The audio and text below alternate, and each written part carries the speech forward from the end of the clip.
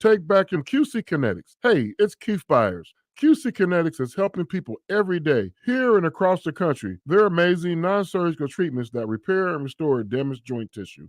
They use the latest advances in regenerative medicine, taking your own body's healing agents and concentrating them in the right area where you have that agonizing pain.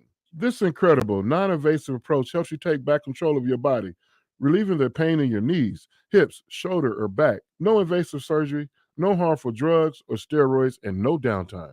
Listen, summertime needs to be about having fun and making memories. Golfing, hiking, enjoying the outdoors. Take control now and start living pain-free again. Call now for your free consultation with QC Kinetics, the nation's leader in regenerative medicine. 937-936-0325. That's 937-936-0325.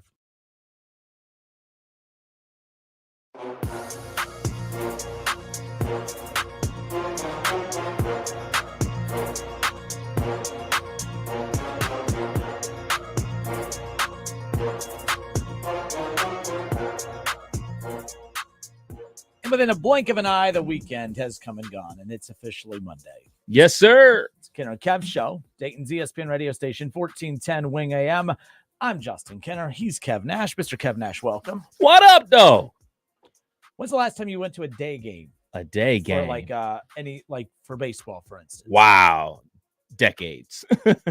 So my wife and I, we broke a rule over the weekend. We swore years and years ago that we will never go to a day game for baseball ever again once May comes and goes. Like once you get to, June, July, August, September, I'm done. Well, September starts to cool down a bit, but I refuse to ever go to a day game. Well, we broke the rule. We don't get to see my family often. So we me, my mom, my stepdad, and some family, we all went to the Reds game yesterday.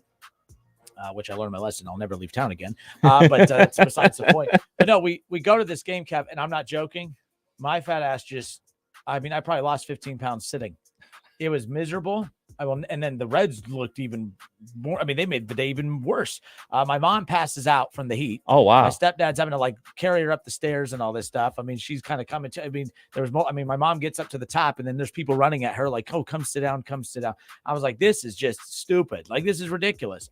It was absolutely insane. I will never go to a day game ever again. And then I'm looking around. I'm like, there is so many people here. How are all these people? And I know they're hot too, but I don't know, Kev. I can't do it. I would rather go to the coldest game in the world, like that game that the Browns lost to Washington, because it was too cold. If it was warmer, they would have won. But I don't know about you. I'd rather sit in a freezing temperature game than the hottest game. I can't stand being hot. I'm fat. I sweat too easily. I think I started sweating just walking from my office to the studio.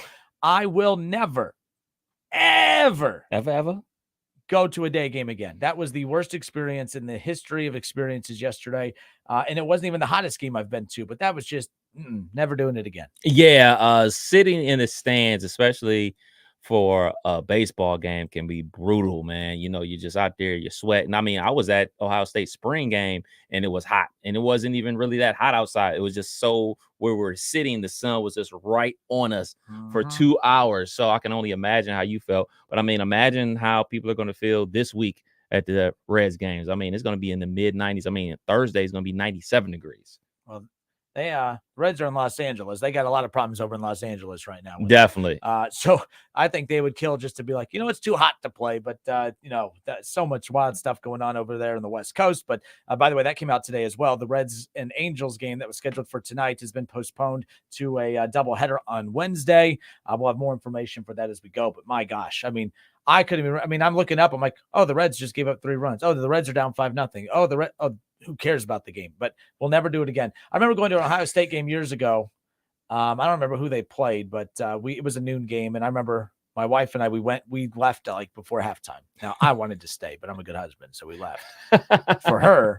But then there was a weird part of me that was like, I actually don't mind. I'm going to blame her, but I really don't mind going either. That was just horrible. I don't get it. But kudos to those who could tough that out. I can't. There's just no way ever. Yeah, you can always warm up. You can get some hot cocoa, some coffee or whatever, some bourbon perhaps to warm up. But once you're hot, there's no cooling down. You can fan yourself all you want. You can walk under as many misters as you want.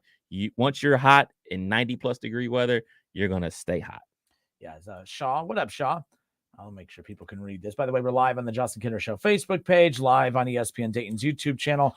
Kev Shaw says, yes, that is exactly why I don't go to day games. I don't care about sweating. I work outside, for God's sakes, but it's just not fun to me for whatever reason. That stadium just bakes in the sun. No day games for me.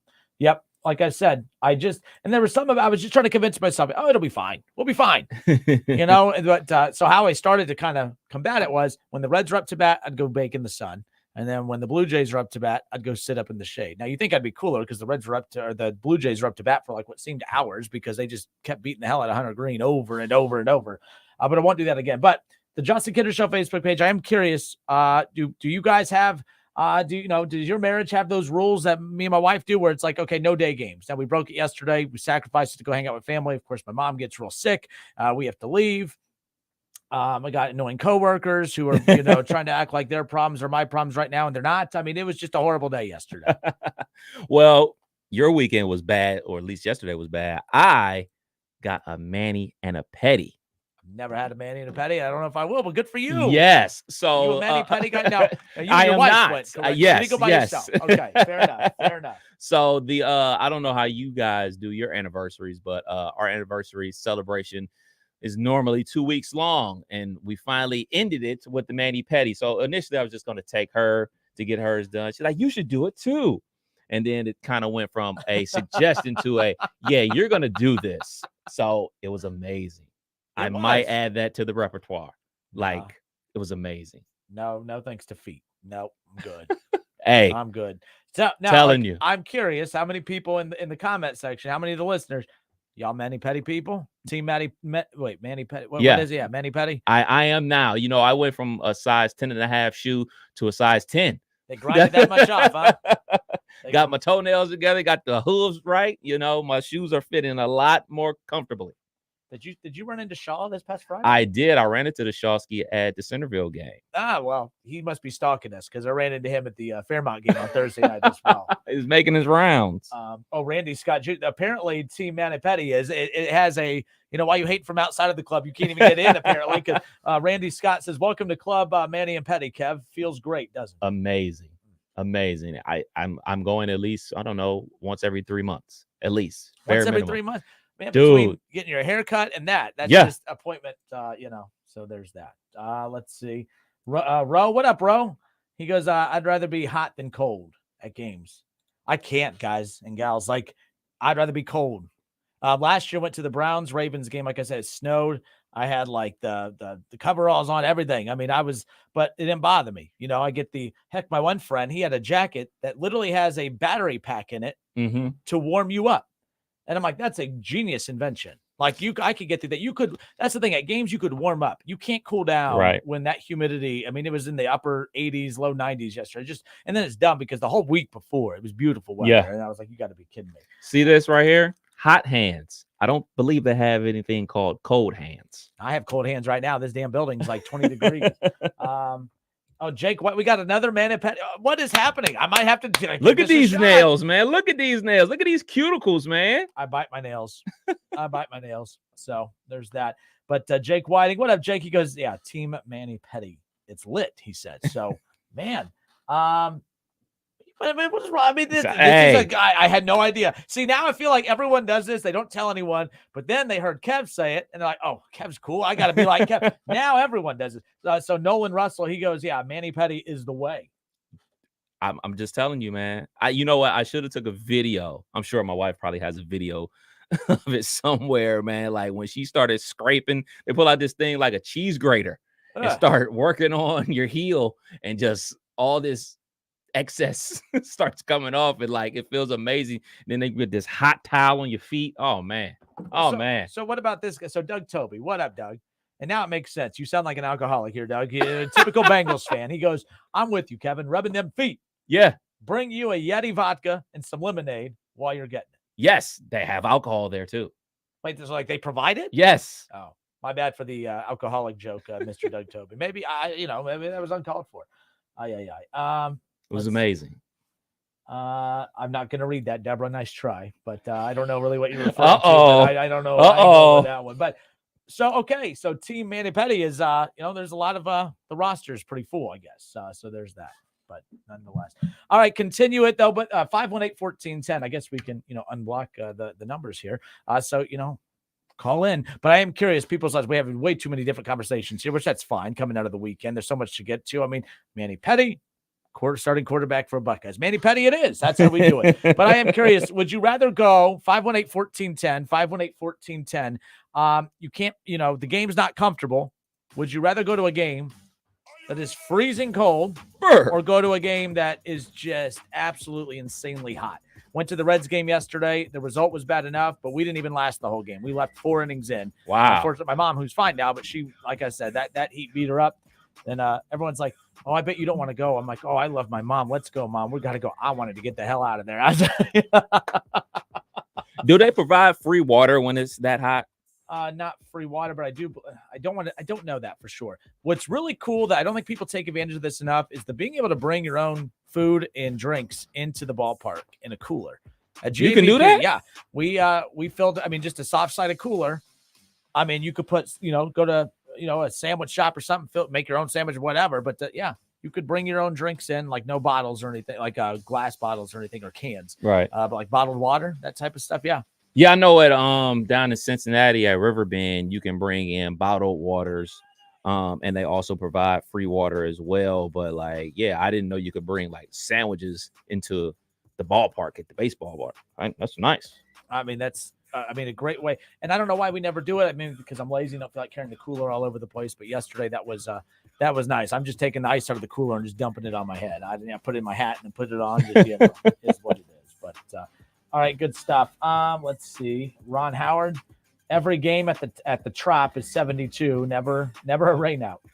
Indoors. Anything, Ron, Tampa, anything there. So. But once you go outside in Tampa in July and August, you're gonna melt. Humidity is crazy down there. All right, it's the Kinner and Kev show right here on Dayton's ESPN radio station 1410 Wing AM. Would you rather go to the coldest game or the high? Can you deal with cold temps going to a game? Or would you rather deal with the hottest temps going to a game? I will deal with the coldest, most frigid weather ever. I'll go to the ice bowl before I would ever deal with what we did yesterday again. That's why we had that rule. I can't believe we broke the rule. Don't go to day games during the months of, June, July, August, September. And we broke the rule yesterday. Never doing it again. Never doing it again. That's for sure. So you say. Yeah. Until the wife tells me we have to. 518-1410. Give us a call. When we step away, we're going to do a little, what's more likely? We're going to throw out couple scenarios for the Browns, couple scenarios for the Bengals, couple scenarios for the AFC North as a whole. Some of you voted on the Facebook page earlier today, which we appreciate. And, we're going to take that conversation from the page into the show today. 518-1410. It's the Kinner and Kev show. We'll be right back. You're listening to Dayton's ESPN radio station, 1410 Wing AM.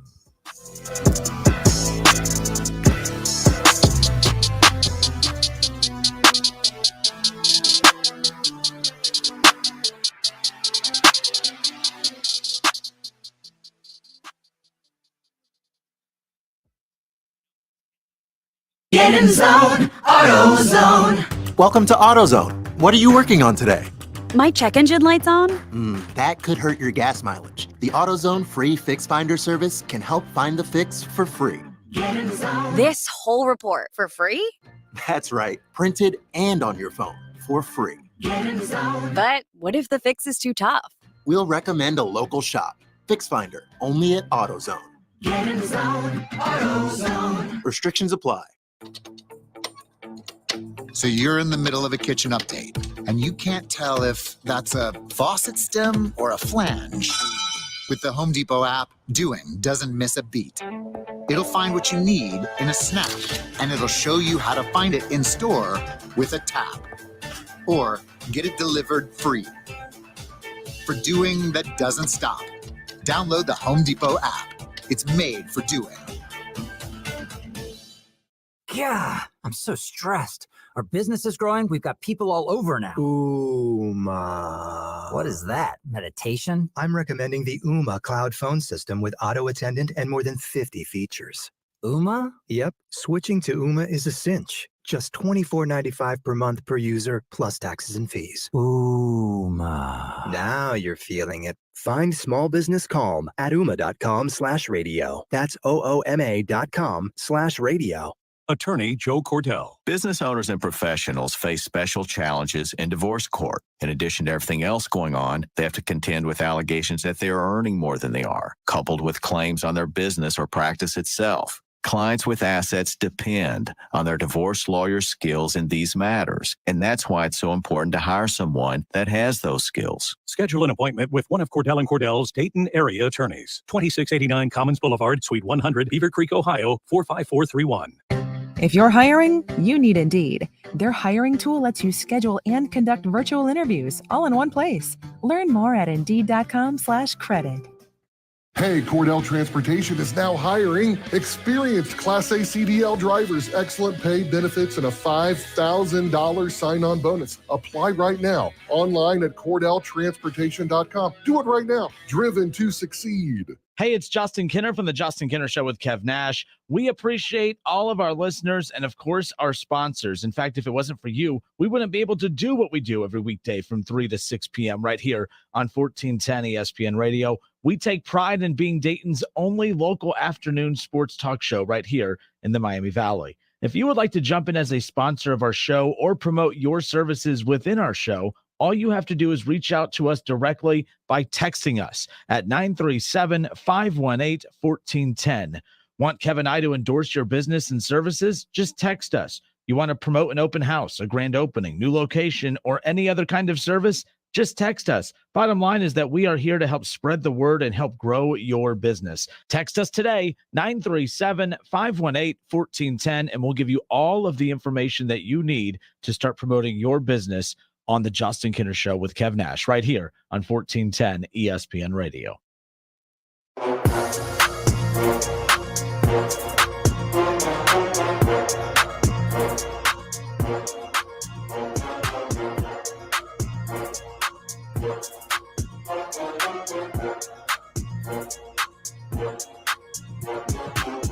Justin Kinner, Kev Nash, back with you here on 1410 ESPN Radio. We kicked off the 2023 high school football season this past Thursday in the Battle of Kettering. We were on Friday, but man, that was a heck of a game to kick off the season. The elements, the weather just played such a huge factor in that early on, but it ended up being one heck of a game. I mean, Fairmont's now won 3 straight over Alter, and we'll see. I mean, They had that the Baker, the running back Baker from last year. I mean, he was just a walking 200-yard performance, 150-yard performance almost every dang week. I was like, losing him, that's gonna be a lot of production to replace. But man, they just, they passed the ball a little bit more now. We talked with Coach Miller last week about that. So nonetheless, but they're 1-0, so they turned their attention towards Trotwood. I'm excited for this Friday because now every game that we have moving forward is going to be on Fridays. LaSalle out of Cincinnati will be playing at Northmont, and that's one of the premier matchups this weekend, and that is our lead matchup for our game of the week. LaSalle at Northmont. Northmont 1-0 on the season. They got a big win in week 1 as well. So I'm pretty excited for our week 2 matchup, and just like that, we'll be 20% done with the season after Friday. It's amazing, man, how fast this summer went. But once football starts, and football starts in a major way very soon, once like college football starts, like the fall is here and then the winter's here, and it goes very fast. I'll always stress to folks, enjoy football while it's here, because we all want it. We're thinking about it in the spring. We're thinking about it in the summer. Once it's here in the fall, enjoy it. Watch as much football as you humanly possibly can. Listen to it, high school football right here on 1410 Wing AM. Watch the beloved Buckeyes and watch your Bengals or Browns or, hey, maybe even Pittsburgh Steelers. Yeah, for those of you who watch the Steelers. A lot of people do. I guess, didn't WING back in the day, years and years ago, I thought carried the Steelers. I could be wrong on that. But it was a short window. I think might have just been one season, but yes, I do believe the Steelers used to be carried here. Wow. In Dayton, that's for sure. But the home team. So coming up here later on in the program, we will highlight the top 5 individual performances from week 1 of the high school football season. It's one thing to come on here and just tell you, who beat who and all this stuff, but everyone can go to 937sports.com, presented by Frickers, and you can go and recap all the scores from week 1, of course, and preview week 2. It's not just football, by the way. There's soccer, volleyball, everything, every sport for the Miami Valley is highlighted on there. So go and check that out, 937sports.com, the high school scoreboard app presented by Frickers. So make sure you're checking that out. Speaking of Frickers, this Friday, we'll be live at the Frickers on 741 by the Dayton Mall. They're doing their back to school program out there where they're asking everyone to come and donate some school supplies. And everyone that makes a donation of school supplies will be entered into a drawing to win some Dayton Dragons tickets. We offered Reds tickets and a Bronson Arroyo Hall of Fame bobblehead as well that you'll be entered into a drawing. So Kevin and I don't take the show out on the road often. We are taking the show out on the road this Friday. We'd love to see you at Frickers on 741 by the Dayton Mall from 3 to 5 p.m. this Friday. We're looking forward to seeing everyone, but don't just come out empty-handed. Bring out a pack of pencils, some notebooks, crayons, color pencils, whatever you could provide. We want to see you on Friday. And if you don't bring it, that's still fine, but we would love for you to help the kids. Dang it, the kids. For the kids. Back on the road, man. We haven't done a road show since Cinco, right? Yeah, Cinco de Mayo, yeah. Oh. That was, I got a little, that was the last time. That was the last one. By the way, I'm excited to get my haircut tomorrow. Talked about your mani-pedi a little bit ago, but going out to Bourbon Barbers tomorrow to get a fresh cut. I've never had like a very nice fade. I'm going to get a fade. You were making fun of me last time. Look, man, I'm going to just go ahead and say it. Just say it. I'll let you say it. Yeah. I'm going to tell you this, and I'm going to tell all our listeners this. I love all the barbers in the city. But look, I'm going to be real. Controversial thing Kev's ever going to say right here. Ready for it? I'm guaranteeing once you go to this barbershop, once you go to a black barbershop, you get a fade from a black barbershop, you will not go to the other barbershop that you used to go to. When you came in that one day. What do you mean other, Kev? I just said the other barbershop. I didn't put a name on the barbershop. I didn't put a person in the barbershop. Your fade wasn't fading. It was what we like to call, I won't say a chili bowl, but it didn't have the correct What's fade. a chili bowl? Educate You don't me. know what a chili bowl is? No, I'm fat. I love chili, but I mean, what's this chili bowl that you're talking about? Back in the day, they used to put a bowl on the kids' bowl, head okay. and then just skin tight across. So it's just hair and then baldness. There was no fade there. Yours had the look of a fade, but it really wasn't fading correctly. So I'm just going to say this. Get ready because you're going to be going to that barbershop from here on out. And a beard trim because I'm getting a lot of like ZZ Top jokes made and all this stuff. They're going to get you all good, man. They're going to hit you with the razor line. You're going to be good. I'm going to get the Kinder and Kev show. You might. Shaved in the back of my head. You know? K&K. Out there. Just throwing it out there. Never mind. But yes, we'll see. I'm excited for tomorrow. Got a big day tomorrow, actually. But getting a haircut, fresh cut tomorrow. I'm pretty jacked about that. It's going to be a great day tomorrow. Yep. I'm a fan of tomorrow. That's for sure. All right. So sorry.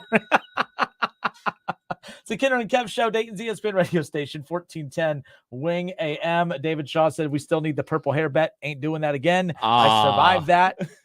I had everything ready to rock. He was going to do it. There was years ago, someone called in and went off on me. It was a Bengals fan. I hate you. I hate your show. And I hate your Megan Rapinoe haircut. Well, I said, well, I was going to put my money where my mouth is. I bet that the Browns would win. And if they lost, I would have had to dye my hair purple like Megan Rapinoe. But the Browns won. And I was so happy. I was so happy. More happy they won or more happy that you didn't have to dye your hair purple? I mean, I was about to apparently go get the chili bowl out and just cut my hair so I didn't have to do it, but nonetheless. All right. But no, so real quick, highlighting the individual top performers for high school football this past Friday. We'll get to that coming up here around the corner. I like to make it a point of emphasis to kind of highlight the individual performances because, like I said, you can go on, any, online publication now and newspapers, all that stuff to get scores from anywhere. But to me, I think it's cool just seeing what these kids are able to do, every single week. I felt bad this past Friday or Thursday. It just poured down rain in that first half. Yeah. I mean, that first quarter. I mean, there was 4 turnovers combined in the first half or 3 or whatever it was. But it definitely had an impact. Altered just, I'm not saying they would have won if that rain doesn't, but it would have been a much different outcome. And it was still a 1-possession game when it was all said and done. But how about Fairmont though? Coming out of halftime, they've given up a score. They were at 14-7 and they went on like a 9-minute drive. Like they're brutal. When they get up on a team, that's brutal, but the problem is when they trail, they don't have a lot of firepower to come back, but a 1-possession lead, it felt like it was a blowout because my God, they took 9 minutes off the clock coming right out of the half. So that just sucked the air right out of it. But then they made a key turnover. They gave the ball back to Alter at one point. They cut it to within a possession, but it all ended up working out for Fairmont. But we'll highlight again the top 5 performances coming up here around the corner. All right, let's see. But half hour into the show, we're good to go. We're good. Let me put some music in the background, Kev. Want some NFL? We need some NFL music, right? Like that is an NFL segment. I know you guys are like, oh, I hate the NFL. Let's not talk NFL. We're going to talk some It's here. That's for sure. So, all right. Right now, we transition this part of the show over to, of course, more likely. Okay, what's more likely to happen? We're going to take your favorite teams. We're going to throw out a couple scenarios, and you tell us what is more likely to happen. Let's start with the Cincinnati Bengals, Kev. Okay. Which of these scenarios, and all of these are pretty realistic, okay, but which of these is the most likely? Okay, we're live on the Justin Kinner Show Facebook page, live on ESPN Dayton's YouTube channel for those tuning in there. Plus, you could text in your responses in the show, okay, to 518-1410. Text your responses to 518-1410. We'll read your responses coming up here in a second. So what's more likely to happen, Kev? I'll start with the Bengals. That the Bengals will get the number 1 seed in the AFC, that Joe Burrow will be the MVP for this upcoming season, or that Joe Burrow's newly vamped offensive line will keep him from getting sacked more than 35 times this season. Which of those scenarios is more likely to happen? The team will get the 1 seed in the AFC, Burrow winning MVP, or the offensive line protecting Burrow, keeping him from getting sacked more than 35 times? I'm going to say the offensive line protecting him so he doesn't get sacked more than 35 times. I still think Joe Burrow is going to be one of the higher sack quarterbacks in the NFL just because of his style of play. He likes to hang on to the ball. They are one of the few teams in the NFL that takes deep shots down the field. As we know, deep shots require dudes getting long and waiting for them to open before you throw the ball. So, like, that style of play leaves them open for more sacks. But I think that the revamped offensive line is going to still cut down on the amount of sacks, the gimme sacks that they were giving up in years past. I think that's most likely to happen out of those scenarios. So when I look at all of these, and again, all of these are very realistic. I think all 3 of these can happen.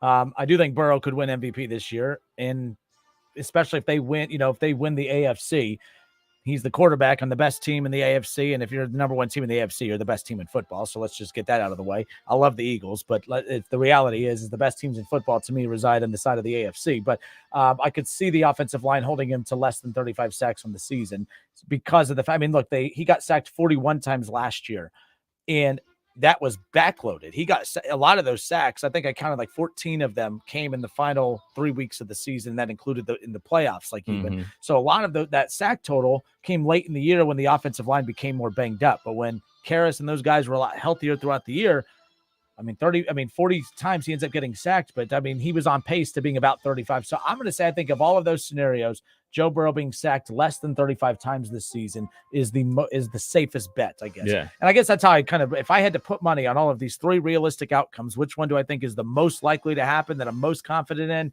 I would say that the O-line going to protect Joe Burrow. But the one point you did make is that he's responsible for a lot of the sacks that he takes. Just like when Big Ben was responsible for all the sacks that he used to take because he used to run around in the pocket and try to extend plays. Just like Patrick Mahomes, he's responsible for most of the sacks that he takes because of his style of play. It's all really like style of play. There's no mystery why Tom Brady was least sacked, because he got the ball out quickly. Like, it's the style of play that you run. And, if you're a check down Charlie, you're not going to get sacked a lot because you're not taking a lot of high risk plays and everything like that. The Bengals are a high risk offense. All right, good stuff coming in. I appreciate those who are participating on the Justin Kinner Show Facebook page. Shaw says that the O-line blocks better and keeps him from being sacked 35 times. If you're just joining us, what's more likely? Throw out 3 scenarios. You tell me which of these scenarios is most likely to happen. The Bengals getting the 1 seed in the AFC, Joe Burrow being named the MVP this upcoming season, Joe Burrow being sacked less than 35 times this season, sacked 41 times last year, by the way, just for reference. Which of these is most likely to happen? We all think he'll be protected better than this year. Yeah. So since we both think that, what would be your next one? The next one, I think the least likely is Burrow winning the MVP, and here's why.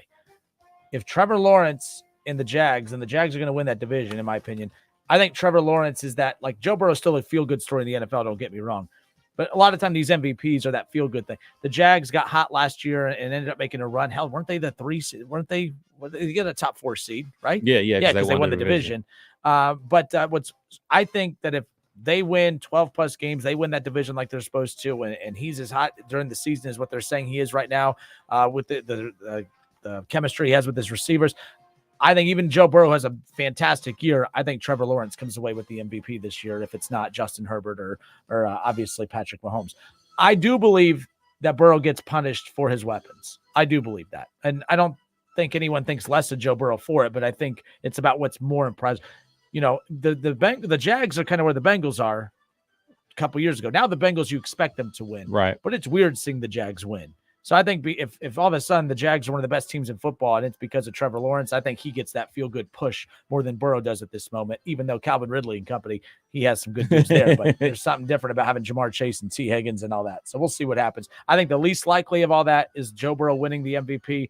The most likely is the offensive line protecting him, not getting sacked more than 34 times. And then right there in the middle, the Bengals winning the AFC. I think they could have done it last year. So I think they're right there. So I think that one's right there in the middle. I'm going to sound like a hater, but I think the least likely is them winning, being the 1 seed. Okay. I just think that the competition level in the AFC is just at an all-time high. I mean, obviously we can talk about Kansas City, and I'm super high on the Chargers this year. I think the Johnston out of TCU, add another receiver to that, and then bringing in Kellen Moore from the Cowboys. I think that offense is going to click like it's never done before. Herbert's very good. I think he's going to have an MVP season. We talked about this last week on First and Last. I think they're going to win the AFC West, and I think Herbert's going to win the MVP this year. And we haven't even talked about the AFC East. And, oh, yeah, that's right. The Bengals play in probably the hardest division in all of football, the North. So I don't think that not only the Cincinnati Bengals, Ravens, Browns, or Steelers, whoever wins that division, I don't think any of those teams are going to be the 1 seed. What up, Reggie? Reggie, appreciate you listening and interacting on the page. He goes, all three are very realistic, as this is, in theory, the best line Joe Burrow has had in his pro career. Yeah, that's not a hot take. I think that's, I think that the financial backing proves that, and just the star power on the O-line. What I give the Bengals credit for is not trying to, not letting their pride get in the way, like acknowledging the fact that, okay, we know we need to get him an O-line. We wanted to go the route of drafting it and developing it, but we just can't do that. Like we've said, there's certain organizations that they're known for being able to draft and scout certain positions and kill, like the Patriots. As great of an organization as they are, even when Tom Brady was there, they were god awful at finding skill position play. They could not find weapons for Tom Brady, like legitimate. I mean, he made guys around him, but they're can't find first round weapons. You can find them in the 5th round. Yeah, you couldn't get like the Jamar Chases. You couldn't get the Justin Jeffersons of the world. And that's the Bengals. The Bengals are the opposite. They accidentally find great wide receivers, or they always just are in position to get them. They can't draft an offensive lineman to save their life anymore right now. And instead of just trying to continue to force it like the Patriots do, they invested into it. I give the Bengals credit as far as that's concerned. All right. Reggie Romine on Facebook says the Bengals are more likely to be the 1 seed in the AFC, although you could argue that if they win the 1 seed, Burrow would have likely had an MVP season. I'd like to go back and see all the 1 seeds to see who won the MVP. How many times the 1 seed did not have the MVP on their team, especially with how stacked the AFC is right now. But all right, moving on. Let's go to my favorite team, the Cleveland Browns. All right. All right. Which of these scenarios is most likely to happen? The Cleveland Browns. Deshaun Watson finishing top 5 in MVP voting. Nick Chubb will rush for more than 1,500 yards this upcoming season. Or the Browns will have 2 wide receivers finish with more than 1,000 total yards receiving. Which of these 3 scenarios is most likely to happen for the Cleveland Browns? One more time. Deshaun finishing top 5 in MVP voting. Nick Chubb rushing for more than 1,500 yards. Browns having 2 wide receivers crack the 1,000-yard receiving total. That's tough. That's very tough. I would go with the Browns having 2 receivers over 1,000 yards receiving is the most likely to happen. I mean, you almost had 2 guys last year, and you only had Deshaun Watson for 6 games last year. And he couldn't throw. I really wouldn't want to go with Nick Chubb. But from everything that we're reading about the Cleveland Browns, his carries are going to be down this year. He had over 300 carries last year, and they're talking about they're trying to cut him down to like 220. Yep. So that obviously means they're going to be passing the ball more. So I would go with receivers over 1,000 yards apiece. All right, the Justin Kinner Show Facebook page, ESPN Dayton's YouTube channel. Jump in the chat section there. Watch us live. Chime in on this. I'm curious people's thoughts. I saw Shaw just said he thinks it's most likely that Nick Chubb rushes for more than 1,500 yards this upcoming season. So here's the 3 options again. Deshaun Watson finishing top 5 in MVP voting. Nick Chubb rushing for more than 1,500 yards, or the Browns having 2 wide receivers finish the season with more than 1,000 total yards receiving.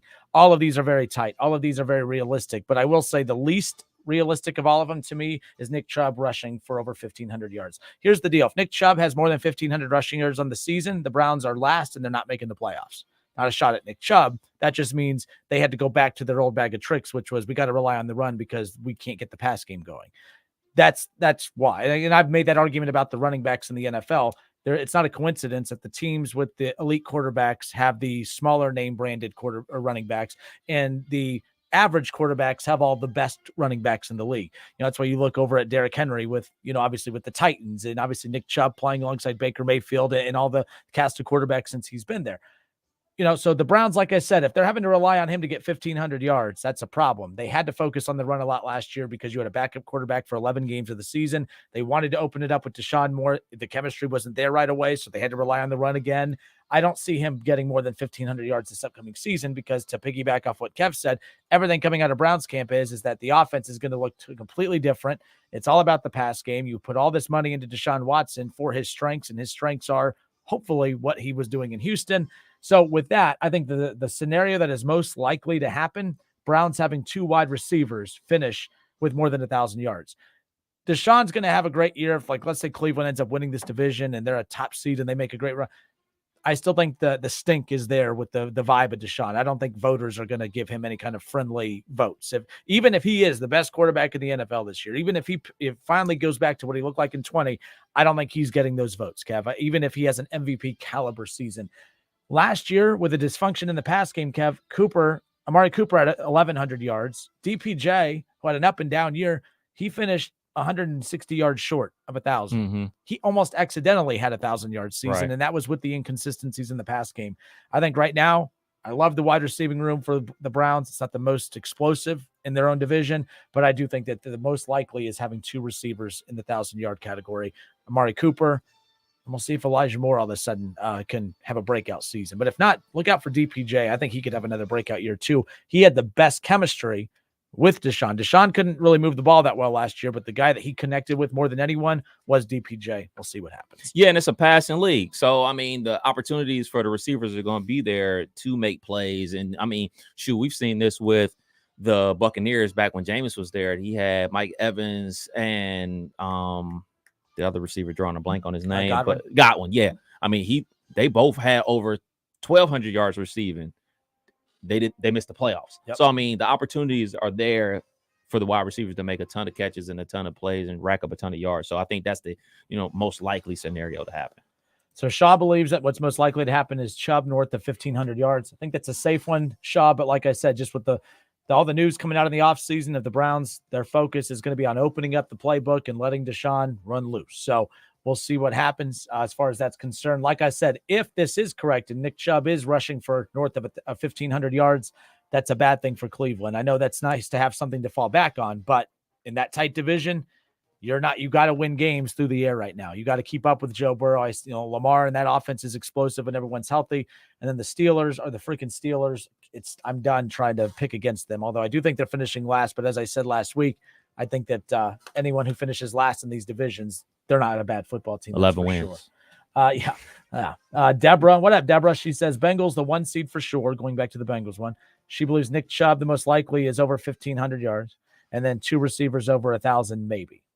Like, that's all based on Deshaun going back to who he was. But, like, if he was the guy that he was for the last 6, yeah, it's going to be a 1,500-yard season for old Nicholas Chubb. So David Shaw, he says, I don't trust Watson is the quarterback you think he is, Kenner. Sorry. It's not what I think he is. It's what we know he was 2 years ago. So if he's that guy, I mean, you're going to take 6 games of bad football and say, well, nope, I believe those 6 games more than I do the entire career he's had in the NFL. That's up to you. That's all right. But I'm a homer, so it don't matter. We'll see. But it's going to suck for all of y'all when the Browns are kicking some ass this year, and Kenner's just going to be obnoxious. It's going to be especially every Monday, that's for sure. But nonetheless. All right, Kev, what's more likely? We did the Bengals. We did the Browns. How about this tease? We're going to do the AFC North now. So I'm going to read the scenarios. Everyone think about this during the pause in the action, and we'll pick up with this on the other side.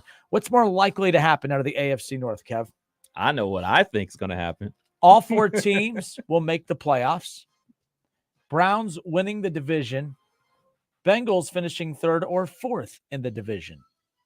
That's tough. I worked hard on this one. Which one? I wanted all of these to really be challenging. Which of these scenarios out of the AFC North is the most likely to happen? I'll add one. I'll add one for everybody. out Okay, there. let's add one. The Steelers have a losing record. Ooh, good for you. It's like almost like we should collaborate during the day. I have all this free time on my hands, according to certain people. I don't do anything, so I have all this free time to collaborate. So Steelers finishing with a losing record. Okay, Steelers finishing with I'm just adding it to my rundown. That's okay, because I will forget. All right, so one more time. And during the break, we'll think of one for the Ravens as well. That'll work. So AFC North, what's more likely? All 4 teams will make the playoffs. Browns winning the division. Bengals finishing 3rd or 4th in the division.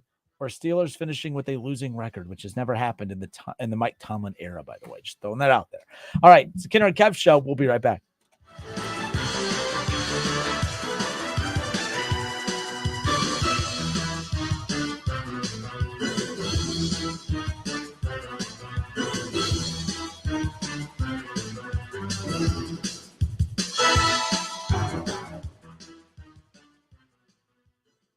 It's the Justin Kinner Show with Kev Nash. Justin, you're awesome, baby. Right here on 1410 ESPN Radio. After a big dinner, my nighttime heartburn would keep me up. I'd be taking antacid after antacid all night long. But then I tried Prilosec OTC. Just 1 pill a day blocks my frequent heartburn for a full 24 hours, giving me one-and-done heartburn relief. Without heartburn keeping me up, I could have a restful night's sleep. Prilosec OTC. 1 pill a day, 24 hours, 0 heartburn. It's possible while taking Prilosec OTC. Use as directed for 14 days to treat frequent heartburn, not for immediate relief. Happy 62nd birthday, Granddad. Thanks, sweetheart.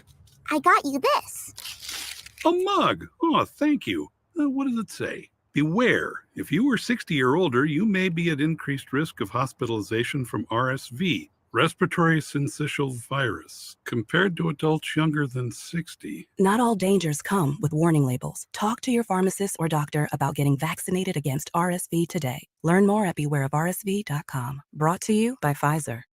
Ready for a new take on Nashville Hot? Swing by Lee's Famous Recipe Chicken for the Nashville Hot Mac and Cheese Bowl at a great price. With hand-breaded premium breast strip bites tossed in Nashville Hot flavor, all nestled into a bowl of creamy mac and cheese. It's a meal with craveable kick. Discover the hottest thing in mac and cheese when you try the Nashville Hot Mac and Cheese Bowl from Lee's Famous Recipe Chicken at a great price. Here for a limited time, only at Lee's. Famous for chicken. Hey Dayton, it's true. Chevrolet of Troy has you covered for all your auto service needs. We offer a state-of-the-art dealership with experienced service, parts, and body shop. We're the only dealer in Miami County with an on-site body shop, and we make it easy with experienced professionals ready to diagnose your vehicle with the goal of getting you back on the road quickly. And listen to this. For a limited time, get an oil change for as low as $29.95. Chevrolet of Troy, 1375 South Market Street, and online at ChevroletofTroy.com. Hey, Cordell Transportation is now hiring experienced Class A CDL drivers, excellent pay, benefits, and a $5,000 sign-on bonus. Apply right now, online at CordellTransportation.com. Do it right now. Driven to succeed. Hey, it's Justin Kinner from 1410 ESPN Radio. And just like you, I love listening to 1410 Wing AM when I'm in the car and at work. There are thousands of people just like us, and we all buy stuff. We buy groceries, diapers, mowers, furniture, cars, you name it. Someone's buying it and someone's selling it. But what if you could get paid to bring both of those things together?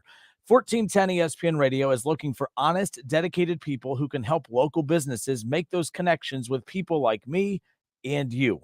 This is a job where the more you do, the more money you can make, and we provide training to help you learn. All you need is reliable transportation and a desire to help people. If you've got those two things, the potential is limitless. Send your resume to DaytonJobs@alphamediausa.com or call us at 937-519-0030 to get your career as an integrated marketing consultant started today. You could be the newest member of the 1410 ESPN Radio family, and who knows, maybe I'll buy you lunch your first week on the job. 1410 Wing AM is an equal opportunity employer. If this were a Reese's TV ad, you'd be staring at a Reese's peanut butter cup. And sure, my voice is peanut buttery smooth, but still, you need to see the peanut butter cups, right? No? I can really just say Reese's and you'll go get some? Okay, Reese's. Reese's. Reese's. Really working, actually. Reese's. Reese's. I'm on to something. Reese's. Reese's. Reese's. What's holding you back from learning the language you've always wanted to know? Too hard. Takes too long. Not with Babbel. Babbel's lessons take just 15 minutes a day. 15 minutes isn't long. Nope. And they're fun. So you don't realize you're learning a language, but you are. In 3 weeks, you're able to start having conversations. And Babbel's lessons are built around real life. And with Babbel, it isn't hard. It's perfect. Now try Babbel free. Just go to Babbel.com. That's Babbel.com. Now is a great time to schedule a back-to-school dental appointment. Dr. Lori Fitzgerald, president of the Ohio Dental Association, is here to tell us more. Your child's teeth and gums need the right food, nutrition, and vitamins to grow strong and stay healthy. Help them maintain good oral health by brushing every morning and night, flossing, visiting the dentist twice a year, and developing good eating habits. As kids head back to school, it is important to know that foods and drinks high in sugar, acidity, and other cavity-promoting substances are often low in nutritional value and have the potential to create plaque capable of damaging tooth enamel. A back-to-school dental appointment can diagnose any potential problems and improve your child's oral health. Ohio Dental Association member dentists are located throughout the state, are dedicated to providing the highest quality dental care, are bound by the highest ethical standards, and obtain superior ongoing education and training. Ask if your dentist is a member of the Ohio Dental Association so you know you are being treated by the best. To find an ODA dentist in your area, visit oda.org. The Dell Technologies Back to School event starts now with savings on select PCs powered by the latest Intel Core processors. Save today at Dell.com/deals. Make sure you've liked and followed the Justin Kinner Show on Facebook. Enter contest. Weigh in on the latest sports debates. Plus, you can watch Kinner and Kev weekdays at 3 p.m. Yeah, as if listening to them isn't bad enough. Now you can see them. Reds, Bengals, Browns, Buckeyes, and more. Follow the Justin Kinner Show on Facebook.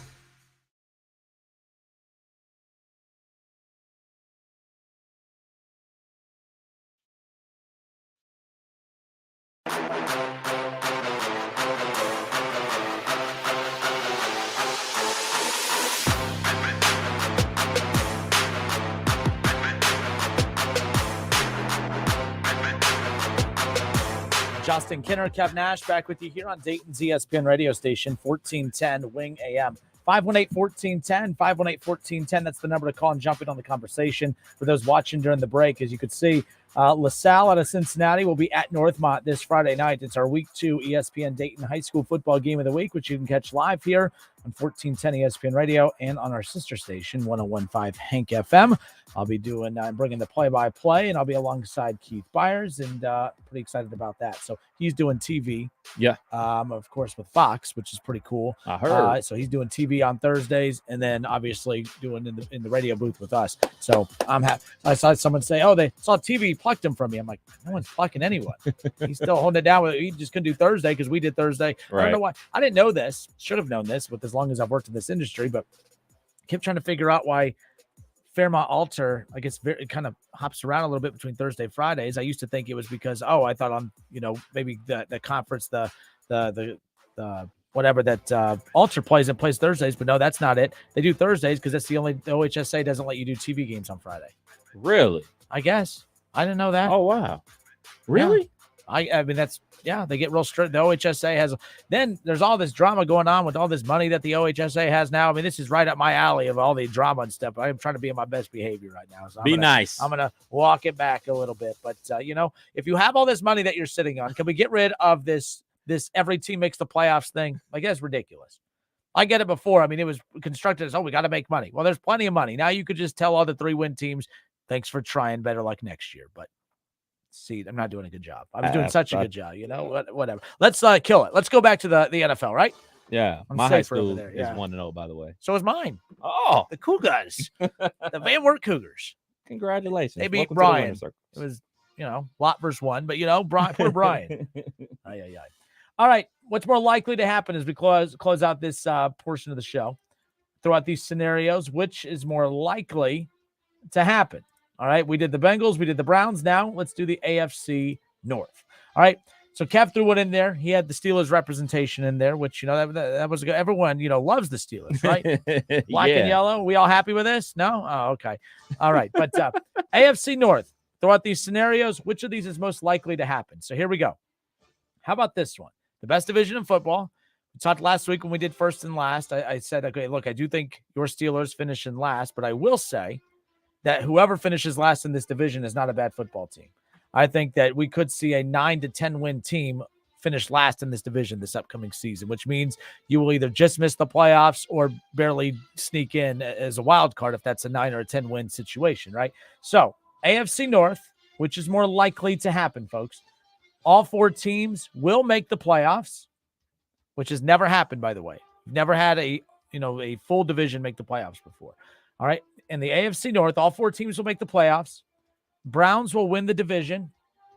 Bengals will finish 3rd or 4th in the division, or Kev Nash's Steelers will finally finish with a losing record during the Mike Tomlin era. And I have a Ravens one. Yeah. One. All right. OBJ will eclipse 1,000 yards receiving, something he hasn't done since the 2019 season. All right. I like that one. 1,000 yards. Okay. So OBJ will eclipse the 1,000-yard receiving mark for the first time since when? 2019. 2019? Wow. First season with the Brownies. So which of those? He had 1,000 yards that year, huh? Yep, first year, yeah. Maybe it wasn't as bad as we thought. I missed the OBJ days. I've always been a big fan of his. Oh, yeah, you were until he started playing for you. I mean, that was playing?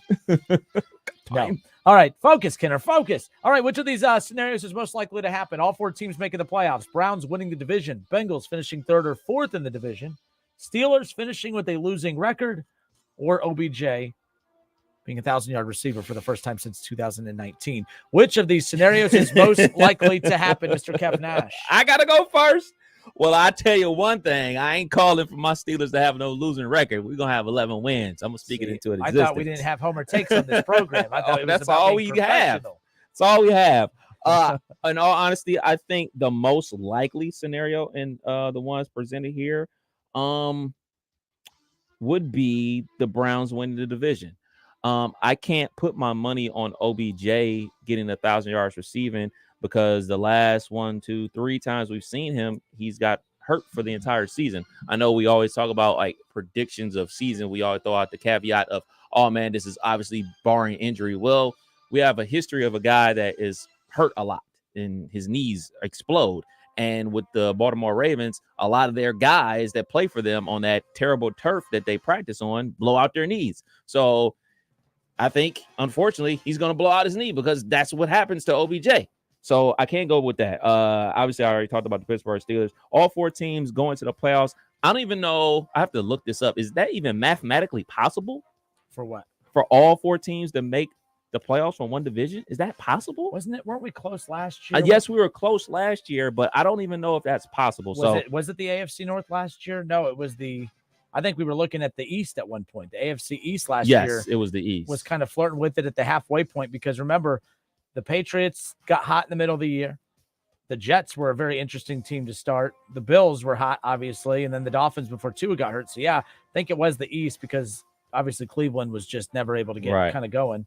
And so it wasn't the NFC, right? Yeah, there was nothing in the NFC because the Cardinals were just horrible. Yeah, I think it was the East last year that flirted with it. So, and I'll say the Bengals, see, you threw that caveat on there, 3rd or 4th, obviously would last. I don't think the Cincinnati Bengals will finish in last place. So I would go with the Cleveland Browns winning the division most likely out of those scenarios. It pained me to say that, by the way.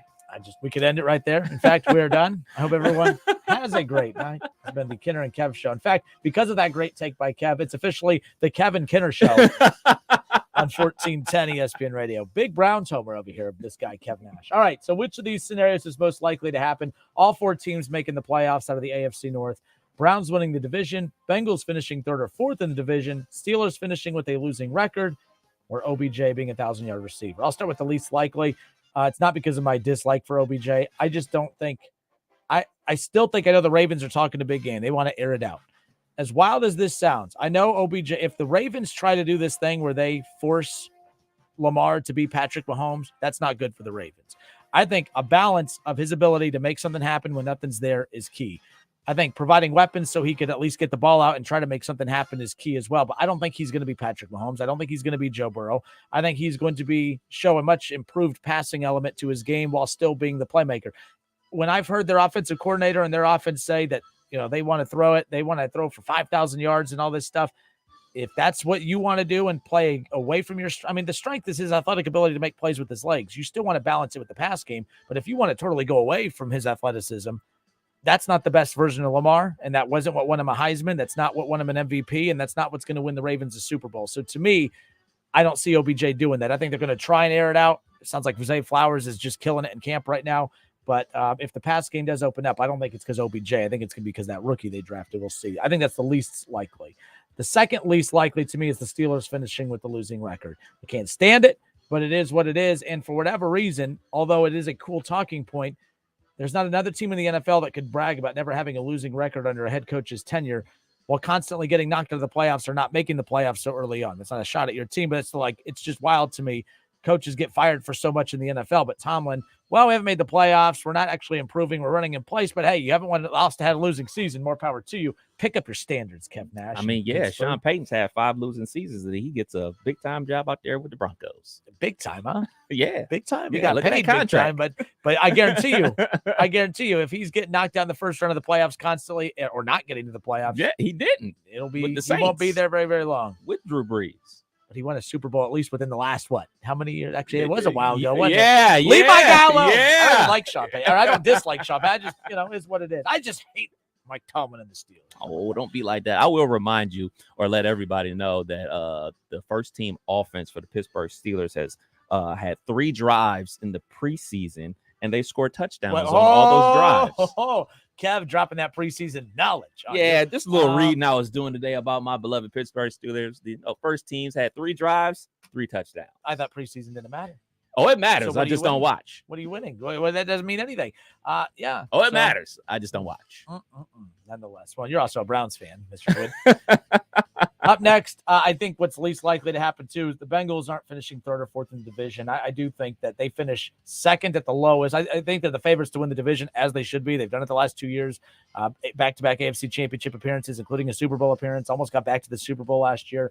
I think that's the 3rd least likely. I think actually, you know what? Let me rephrase this. All 4 teams making the playoffs is out. I don't think that's the case. I don't think all 4. The AFC is too stacked. I could see if there was a loaded division in the NFC, I could see a scenario where that would be the case. But my goodness, there's going to be 10, 11 win teams missing the playoffs. I have a hard time believing that a whole division is going to make it. But I guess the most likely of all of these, to me, I guess is the Browns winning the division. But I also don't think that's that hot of a take. It's because people don't like the Browns and the Bengals have been so hot the last couple of years.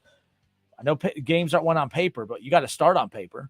I mean, you look at the Bengals on paper, they look pretty damn good. You got to start on paper somewhere, and they are loaded on the defensive side of the ball. They're loaded on the offensive side of the ball. But as we've talked about, it all comes down to Deshaun Watson. And by the way, speaking of preseason, I've never seen so many large range of reports. I've heard he's god awful and he looks like he did the last 6 games. And then other, media outlets come out and say, no, the Browns officially have their franchise quarterback and that he's looked fantastic and that the offense has just been great. Who knows I mean, I'm ready for regular season. I'm tired of the preseason. Something that people have to understand when they're reading these reports or reading these headlines on Twitter about practice and everything like that. Practice is not set up game scenarios. It's not like, hey, first team offense, you go out there and you drive it like it's the real thing. There's situational plays. So you have your, hey man, we're 2nd and 8 plays. Hey man, we're working on our red zone drills. We're working on this thing. We're working on that thing. Especially when you're in practice working on red zone drills when the quarterback is not live. He's not going to run. So he's going to throw the ball. So he's throwing more risky passes than he would do in a regular game and everything like that. So people got to understand, like, a practice is not necessarily exactly how a game is set up. You have your live scrimmages, but practice is more situational stuff. All right, Kinner and Kev, 1410 Wing AM. We'll get to your responses coming up. Someone asked about the Spectrum game of the week and all that stuff. My fault on that. Yes, they are. OHSA, there will be a TV game, but they have that partnership with Spectrum. So they get the exclusive TV game of the week. Okay. So that's why there's Thursday night lights and all that stuff that they do, like that KB's doing and all that stuff. I knew when I said it, I was like, that doesn't sound right, but that's what it was, nonetheless. So I wanted to ask you about the AFC or all divisions, for matter of fact. Do you think that the AFC North, basically anybody could win it? Yes, even the Steelers finishing first isn't that crazy. Is there another division that you feel that way about? That basically any of the 4 teams could win it? Because for me, there's not. That's the only division that I think is up for the taking from anybody. I don't think that the Colts can win the South. I don't think the Raiders can win the West. I don't think the Pats can win the East. I don't think the Commanders or the Giants could win the NFC East. Okay, maybe the NFC North is wide open, just like it is in the North. I don't feel like that the Panthers can win the South. I don't feel like the Cardinals can win the West. So I'm just looking at the AFC North and South. I mean, AFC North and NFC and AFC. Those are the only 2 divisions that I think that any team could really win it. And I really don't think the Bears can win the North. Yeah, no doubt. The AFC North is the only one that, like I said, the last place AFC North team could probably win a division or 2 elsewhere. That's how good that they are. Why are you doing that? Iron sharpens iron. No, but iron sharpens iron. Is that because you think your team's gonna be last? So that's why you were like, games. Yeah, we're winning 11 games. Steelers are winning 11 games. 11 games. All right, so 2 losses to Cleveland. So I mean, you might win all of them, but those 2, okay, that's fair. Kenny Pickett and the Pittsburgh Steelers are 1-0 versus Deshaun Watson and the Cleveland Browns. Just FYI. Oh, never mind. You know what? No, I'm not falling for it. Had a long day. It's the Kidder and Kev Show, 1410 Wing AM. Hey. Blake Bortles, Tim Tebow, Baker Mayfield. None of them play for the Browns anymore. Those are the quarterbacks that have knocked you out of the playoffs over the last 10 years. The Jaguars have more playoff success in the last decade than your Pittsburgh Steelers. How sad is that? We'll be right back. You a Jags fan? I mean, Blake Bortles, Baker Mayfield, and put some respect on his name, Mr. Tim Tebow. Can't wait for that documentary, by the way. Which one? On the Gators. Oof. I'm ready. Man, Urban. He coached a lot of characters, dude. Herbs. He's a werewolf. We're done. We're done.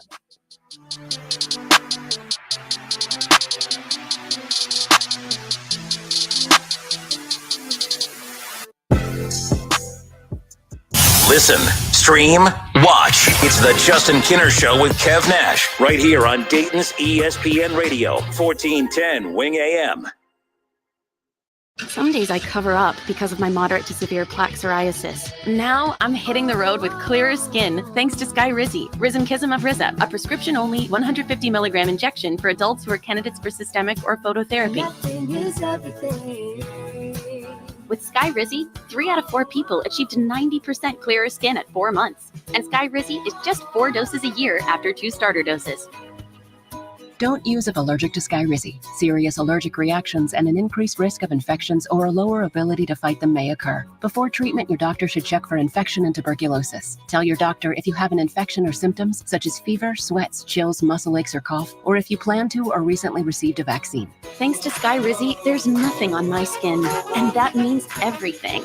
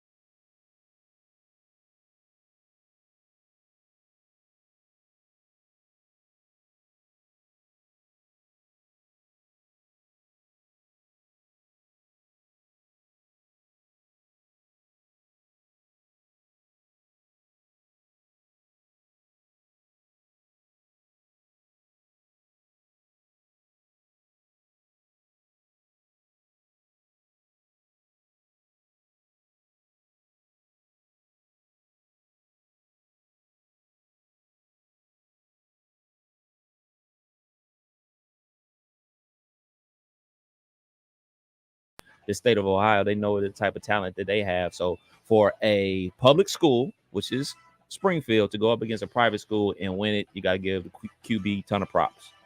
For those who are live on the Justin Kinder Show Facebook page and ESPN Dayton's YouTube channel, my apologies. The feed went down for a bit.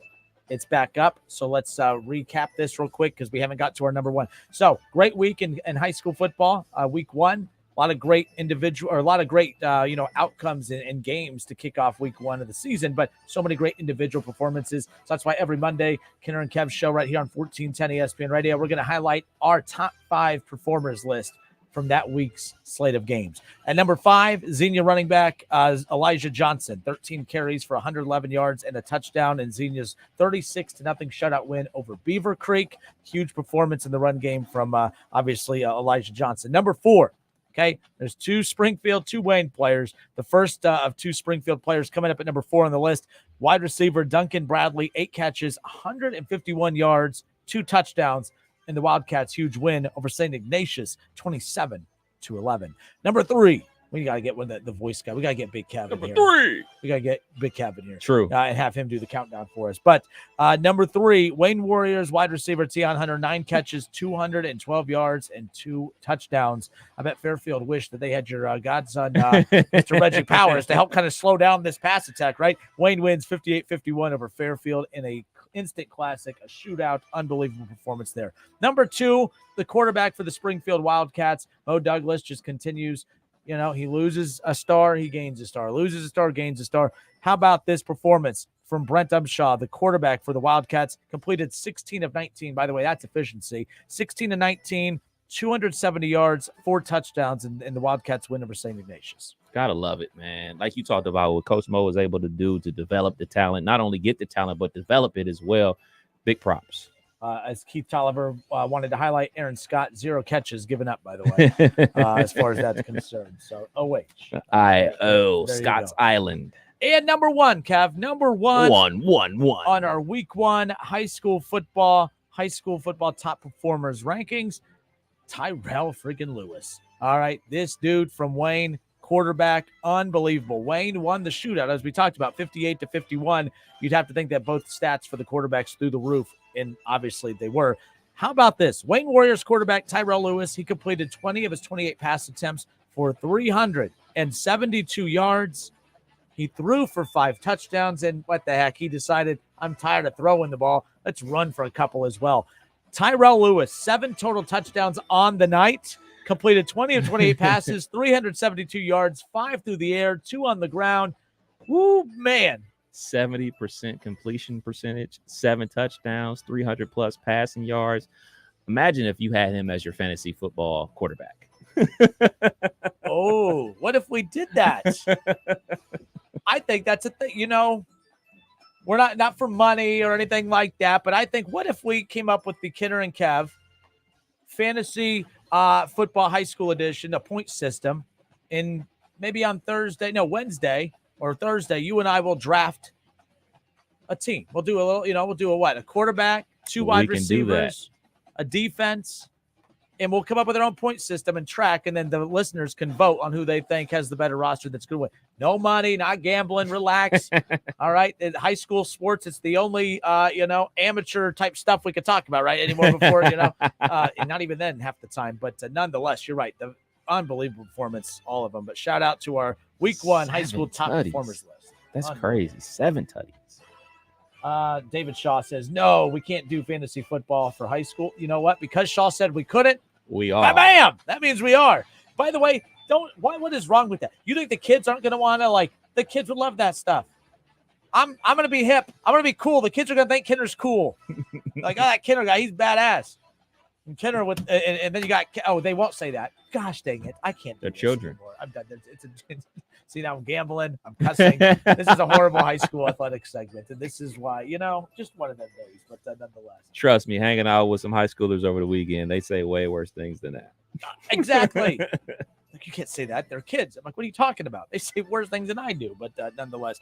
But again, congratulations, top performers from week 1 of the high school football season. Our week 2 high school football game of the week this Friday night. LaSalle out of Cincinnati. coming down to play Northmont, or coming up to play Northmont, I should say. That'll be a good one. Friday, 6:30, coverage begins at their Buffalo Wild Wings pregame show. Kickoff at 7 p.m., 1410 Wing AM and 101.5 Hank FM. It's the Kinner and Kev Show, 1410 ESPN Radio. When we come back, we have an update on the quarterback situation in Columbus. Kind of. Don't go anywhere.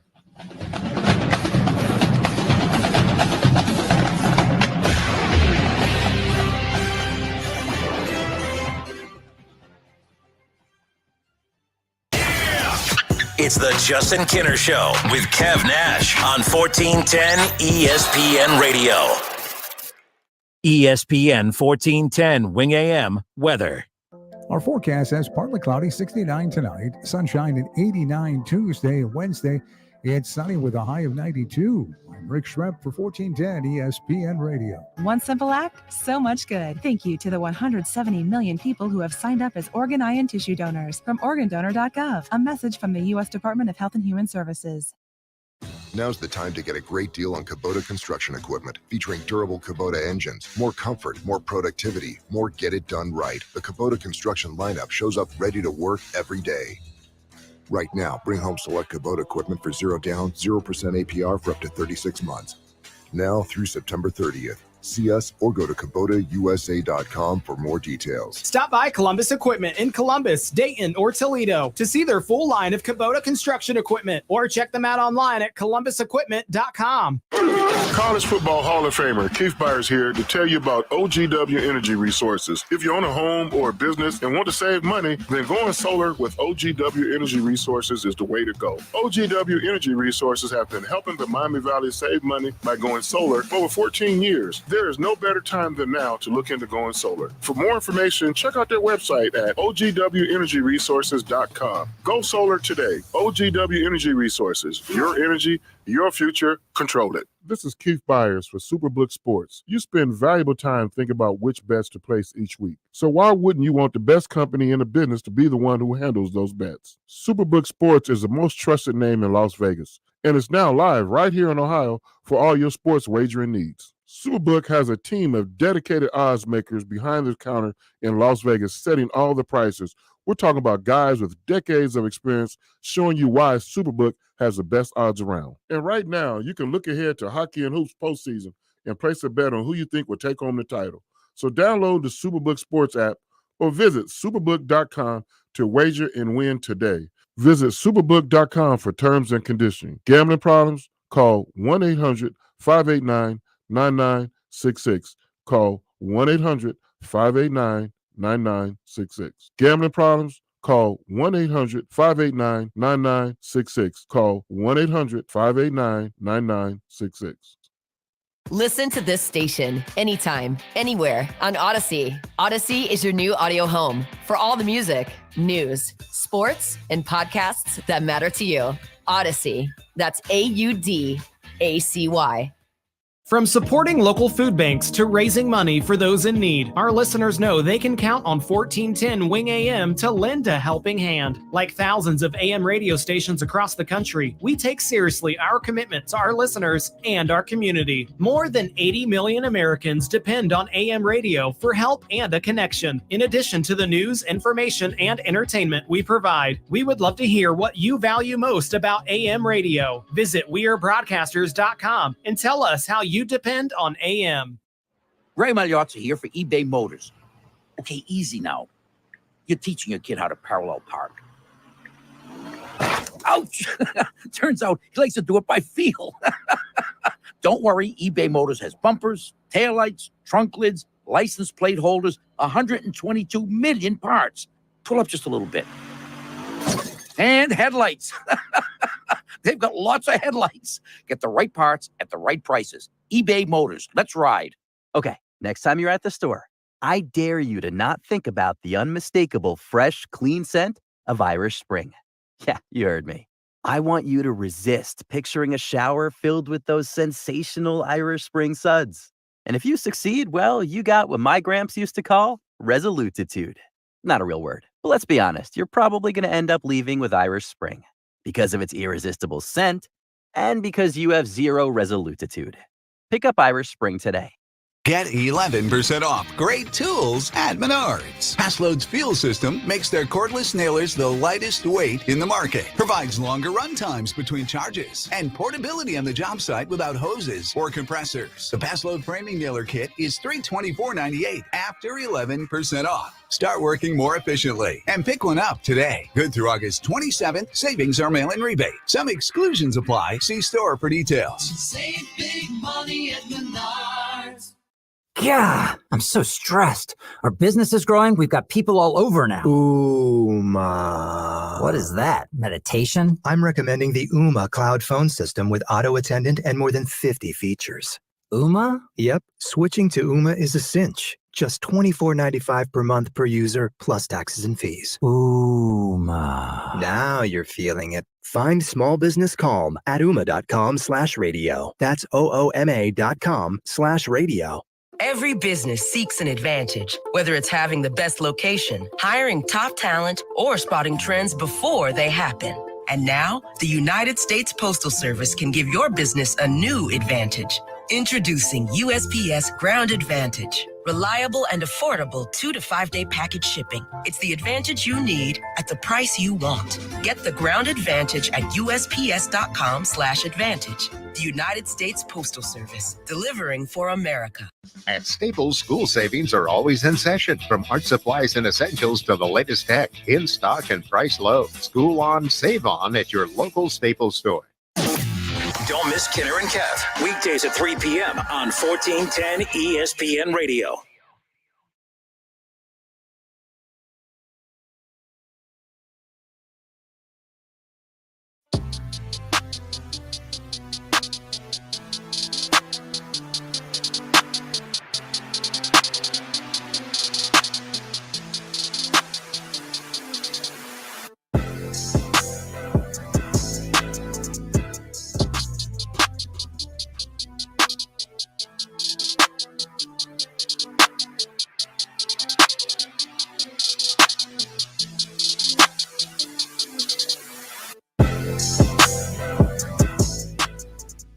I came across this tweet, Kev, that kind of got my attention. I thought it was pretty interesting.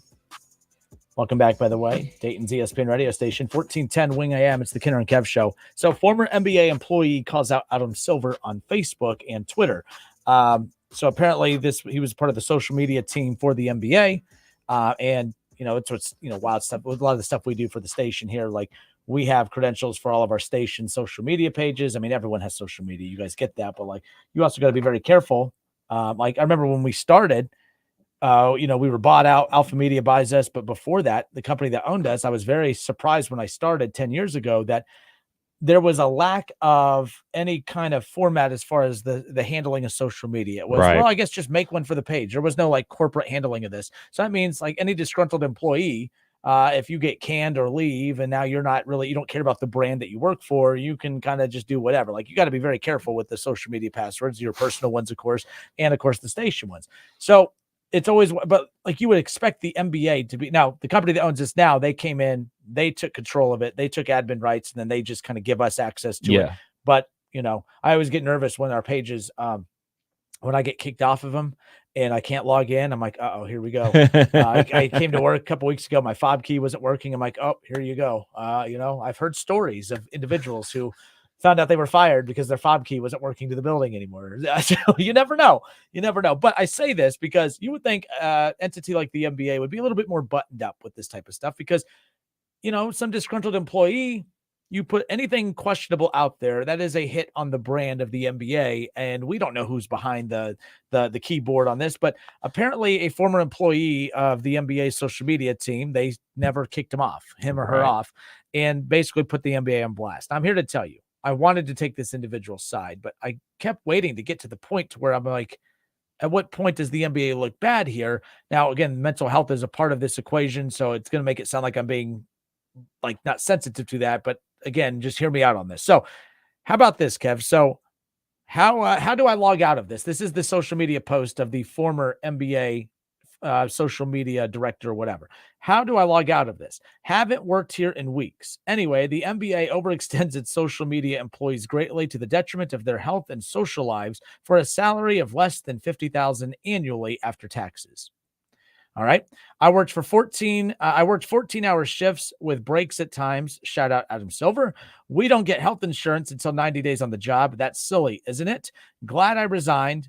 No need for a job to get in the way of your happiness. Donate to mental health causes. Absolutely donate to mental health causes. I'm not making light of it, but I read this and it comes across very whiny. It does come across like I'm trying to wait to the point, like we all work hard at our jobs. So I guess that's why I'm not really sympathizing with you. Like all of that. By the way, you make less than 50,000 after taxes. So that means you make more than 50,000. I'd say that's, okay, good for you. And then the other, I worked 14-hour shifts without breaks. Okay, take a break. How much are you tweeting, by the way? And then we don't get health insurance until 90 days on the job. That's silly, isn't it? No, that's actually pretty common at most lines of work. Look, the breaks thing was kind of weird, 14 hours. But I'm like, you're on the social media team. What are you doing? Like, I have no clue. I mean, obviously, you're producing a lot of the content stuff.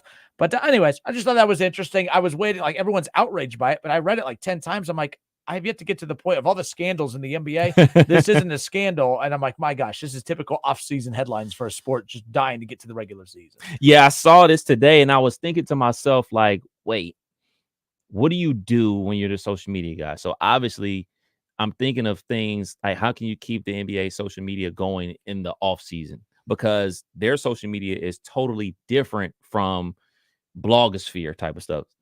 The blogosphere is going for, hey, we got this video of James Harden calling out the GM of the Philadelphia 76ers. You're obviously not going to do that on the NBA branded stuff. So I'll go to the NBA's Twitter page. So basically, any and every player that has a birthday, they're saying, hey, help us wish so-and-so from the Utah Jazz a happy blah, blah, blah birthday, and adding them. So like they do stuff like that, and obviously get clips from, maybe summer league or getting clips from, players camp and everything like that. I want to know how many of these employees the NBA has, because I always imagine, wait, these are employees from the team, because shouldn't the team guy have more access to their team, the players on their team, than a guy that's working in New York or working in, I don't know, name your random city? Shouldn't they be responsible for that type of stuff? As far as the health insurance for 90 days, that does seem like a long time. Granted, this is the only place I've ever worked as an adult. I don't know if that's a thing or not a thing, but like 90 days to get health insurance does seem a long time. When I started here, it was 30, but I've worked like when I was in college, and 90 days. I worked my tail off in college because I know I had like multiple full-time jobs while going to college, just working at night and doing part-time stuff combined with everything. So I shouldn't say I had multiple full-time. I had multiple jobs that added up to way more than full-time hours just trying to get through college. But I know one of the factories I worked at, I can't remember what it was. It was over in Fairborn. It was like a sandpaper. They made like sandpaper and just different items like that. And that was, you had to work 90 days to get benefits. You had to like the reason I don't mind that is because, you hire, the turnover rate. To be fair, at a factory, I get it. The turnover rate at factories is so high that you can't just offer insurance the second you walk off, or benefits the second you walk, anyone that walks off the street. But at the same time, the social media manager for the NBA, and you're right though, I thought all teams hired into, like the Atlanta Hawks have their own social media manager, the Lakers. But the NBA, I didn't think of that. And you're right. Like, how many people are under this like umbrella? And also, is this like an entry-level job? Because an entry-level job, a lot of this is like college, coming out of college, an entry-level job, you make plus 50,000 a year just tweeting. Now I'm making light of what their actual job description is, but to be fair, you're right though. For the NBA, you're not focused on individual stuff outside of birthdays and stuff. You're like I don't know. You're like morning announcements in elementary school. That's what you're doing if you're just wishing happy birthday to people. So I don't know. I didn't sympathize with this individual at all. The only thing that caught my attention was the 70 hours, 40 hours without breaks. I'm like, what are you talking about? Or 17 hours without breaks. I understand like during the regular season, because a Tuesday night in the NBA season, there's obviously games tipping off at 7:00. And then if you're on the East Coast, the Lakers don't tip off until 10:30. But like, that's my whole thing. Like, isn't this a job basically you can work from anywhere?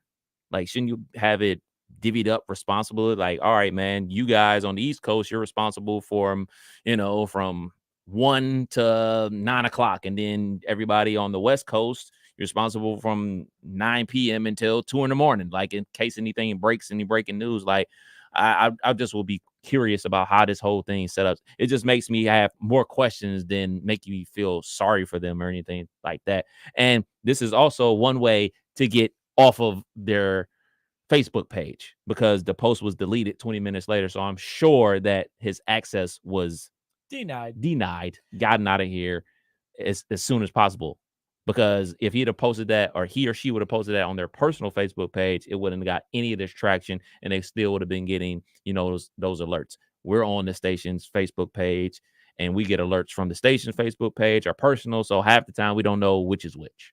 So at the in a lot of college, not a lot of colleges, I would pretty much assume like any major college, any D1 college out there, the athletics department now is so focused on the social media side of things. Like there's actually software that, when you're watching, so when I work for the Horizon League for stuff, like they have this right state being around them, like, and I know UD, everyone has this, but it's a software that if there's a game going on, your job is, oh man, there's a highlight dunk. You cut that out real quick and you get that it's connected, it's synced to your social media pages, your, obviously your accounts.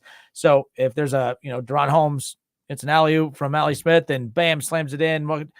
That's cut out moments later. And it's the full clip from the ESPN Plus or whatever TV game that they're on. And then boom, they send it out. But that's like live during games. Yeah. Like, that's why I'm curious. Like, obviously there's a lot of games going on. I guess some, so you're working probably late into the night, but yeah, I don't know. Like I said, I know that there's work that goes into that, but to get paid $50,000, no one around here is getting paid $50,000 to tweet or post on Facebook. So nonetheless, but yeah, it's very similar to the producers that work behind the scenes at ESPN. We see all the talking heads and everything like that. So, we see SVP do his show, but then there's another sports center that comes on after that. And then there's the West Coast Sports Center and everything like that. So they have to clip the highlights and there's games going on constantly. I feel for those people immensely because, say you started a shift that started at 6 p.m. and just say baseball, for instance, like, oh man, we're in the bottom of the 23rd inning. Like it's not over until it's over. Oh, yeah. But if you're not coming in till 7 to work till late at night, there are worse ways to get paid. We get paid after taxes. We get less than 50,000. That means you get paid more than 50,000, dude. I'm just saying. Like, I don't feel bad for you. I just don't. Tweet. I think the easier question for Kenner is, who do you feel bad for? No one. If my life sucks, your life sucks. Bottom line, I'm a miserable human being. Like I'm just gonna be, I'm just a miserable person. Like it doesn't get any better, does it? No, nonetheless. All right, let's talk about this. So there was a press conference that was announced for today. It wasn't really necessarily announced, but we knew Ryan Day was going to address the media. Kind of you go back through the archives, and anytime Ohio State has had an opportunity to name a starting quarterback, anytime there's been a battle like with the Dwayne Haskins and Joe Burrow battle back in the day. Even when you had that after the national championship, when you had the JT Barrett and Cardale Jones, and like it was tough, like to announce that it's usually 2 weeks before the big game, the week one, I should say, before the kickoff to the season. Right. This has always been around the time that Ohio State has traditionally, whether it's Urban Meyer, Tressel, or now Ryan Day, has announced a starting quarterback. So with the press conference today, everyone assumed that it was time to announce a starting quarterback for Ohio State. And that's not the case. In fact, everyone was kind of waiting for it and anticipating it. The thing that's interesting that the longer this goes on, and I said this last week when you were out, Kev, I do believe the longer this goes on, the more this benefits Devin Brown. Kyle McCord's been around for many, many years. He's the more experienced of the two. That's why all offseason, all we've done is talk about Kyle McCord in the offense. Kyle McCord's going to be a Heisman finalist if he plays the way he's expected to with all the weapons. But Kyle McCord hasn't been named the starter. In fact, Ohio State's Ryan Day, according to this report, talked about Kyle McCord, Devin Brown, saying that the quarterback battle has stayed tight with less than 2 weeks to go until Ohio State's first game against Indiana. Ryan Day said the team has not named a starting quarterback. The offense is looking to replace C.J. Stroud, of course, who was the number 2 pick in this year's draft. Ryan Day had this to say. He says, it's college football. Every year has a different story. Every year has a different challenge. Ryan Day said, I know in my heart this thing will work itself out. I'm proud of the way the guys are competing. If I felt any other way, I'd say it. I don't believe you. It's coaches speak, but that's okay. So I'll tell you what I said the other day. I believe, and this happened a few years ago, that Dwayne Haskins, Joe Burrow situation. I remember talking with Keith Byers. This is so many years removed now. I'm not airing anything that he wouldn't want me to say.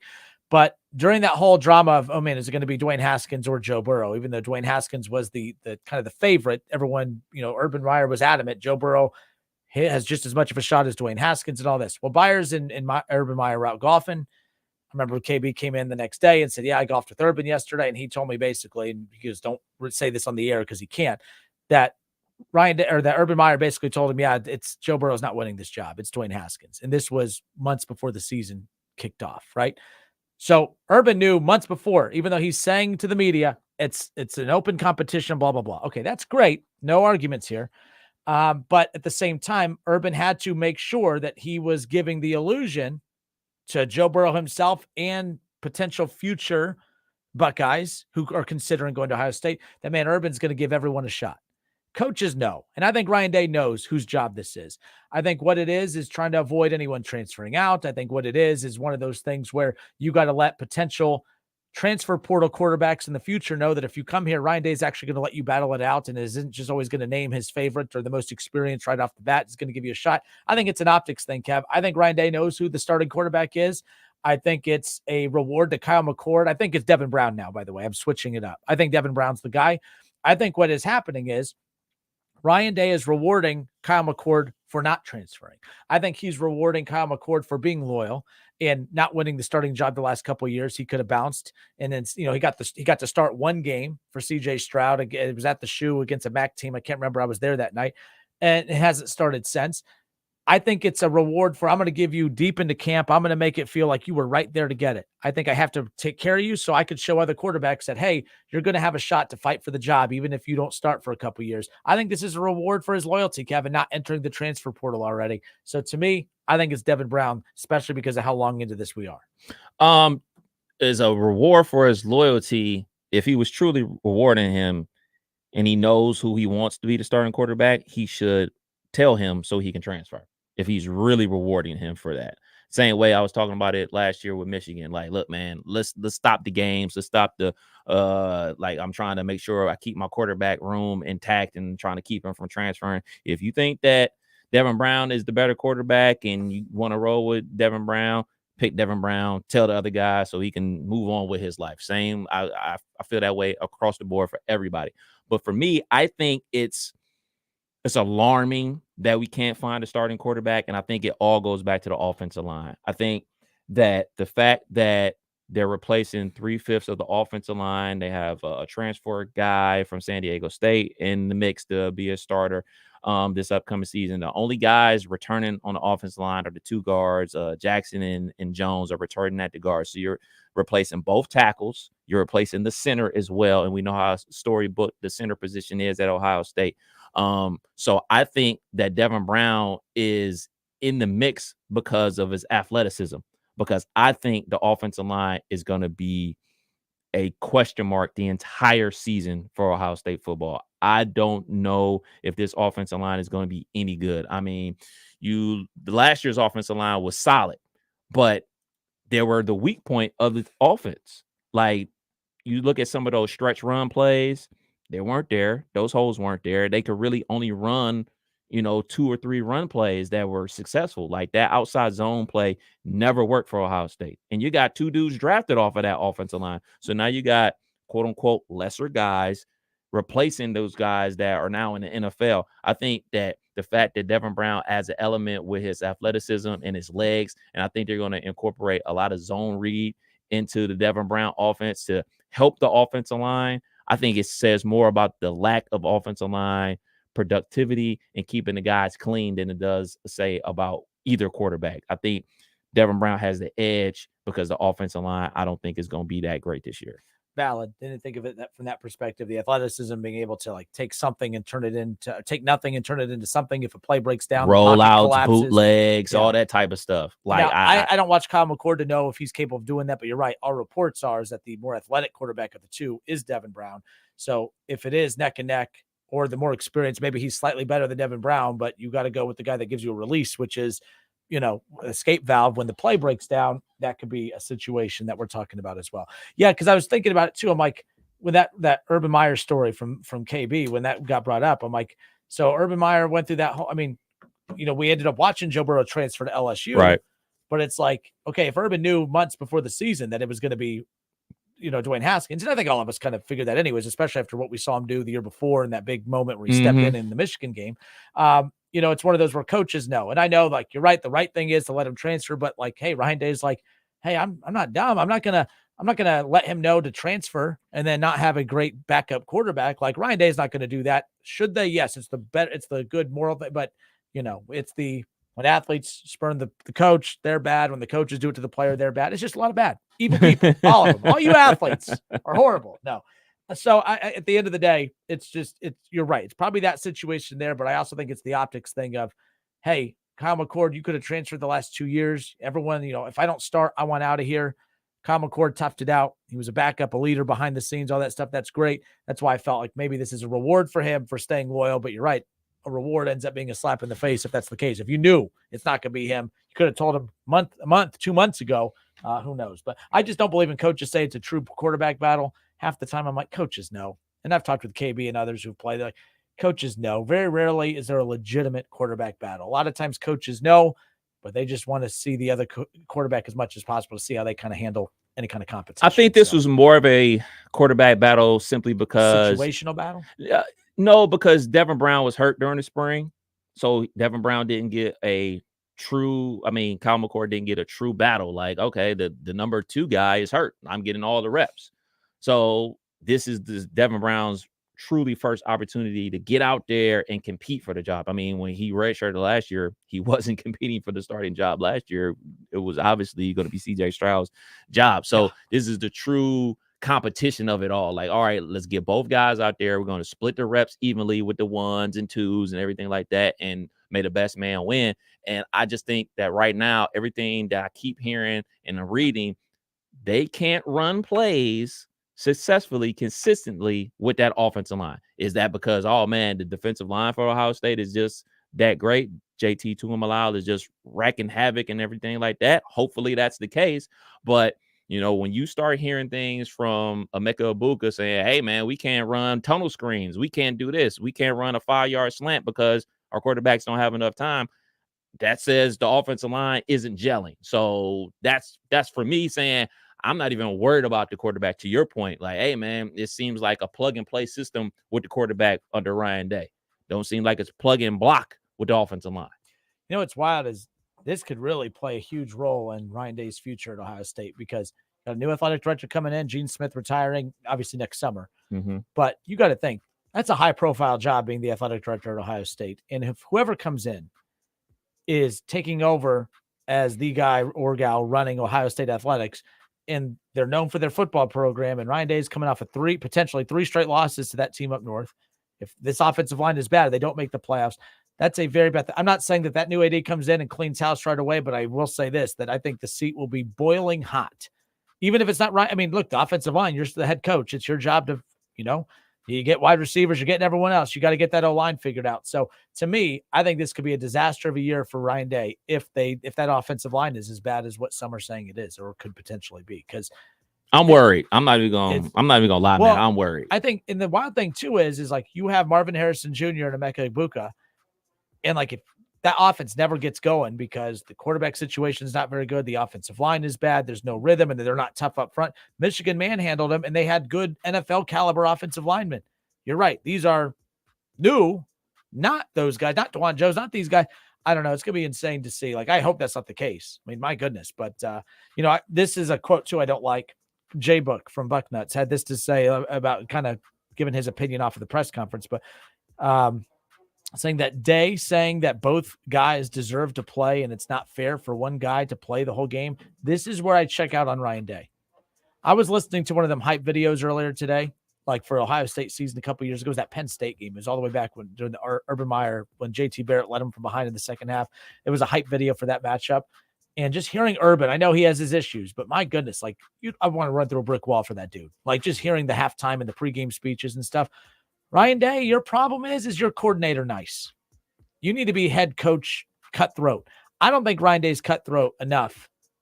He's an elite head coach, don't get me wrong, but I think he's peaked because I don't think he's cutthroat. What do you mean it's not fair for one to play the whole game and not the other? This ain't about fair. Like it's who's the best. Maybe I'm wrong here, but I don't like quotes like that. I think it makes Ryan Day sound soft. I don't think it's fair if one QB plays the whole game and not the other. No, it's not about fair. Ryan Day, Urban Meyer had a lot of deficiencies. Don't get me wrong. But what made him great was his biggest strength was his biggest weakness. The fact that he was cutthroat was his biggest weakness because he rubbed people the wrong way by the end. That's why the NFL stint, among many reasons, not go well. What do you hear when you hear that? I don't like that. I do not like hearing that at all. By the way, I'm not a fan of that. Keeping it close to the vest. Keeping it close to the vest. Like, I mean, I'm a fan of, honesty and everything like that. But us as a fan base and us as the media, we're going to take what you say and run with it. If you give us nothing to run with, we have nothing to run with. We'll have speculation. We'll make up our own theories, but that's not something that you said. It's Coach Day tells you exactly how it is. And I believe that he feels this way. Unfortunately, that's not how it works. And he knows that. He knows that that's not how this works. He knows the fact that his team has lost to Michigan back-to-back seasons. He knows that. So for him having to make this decision, knows that, like, all right, man, I know that this player has to be up to snuff come that game.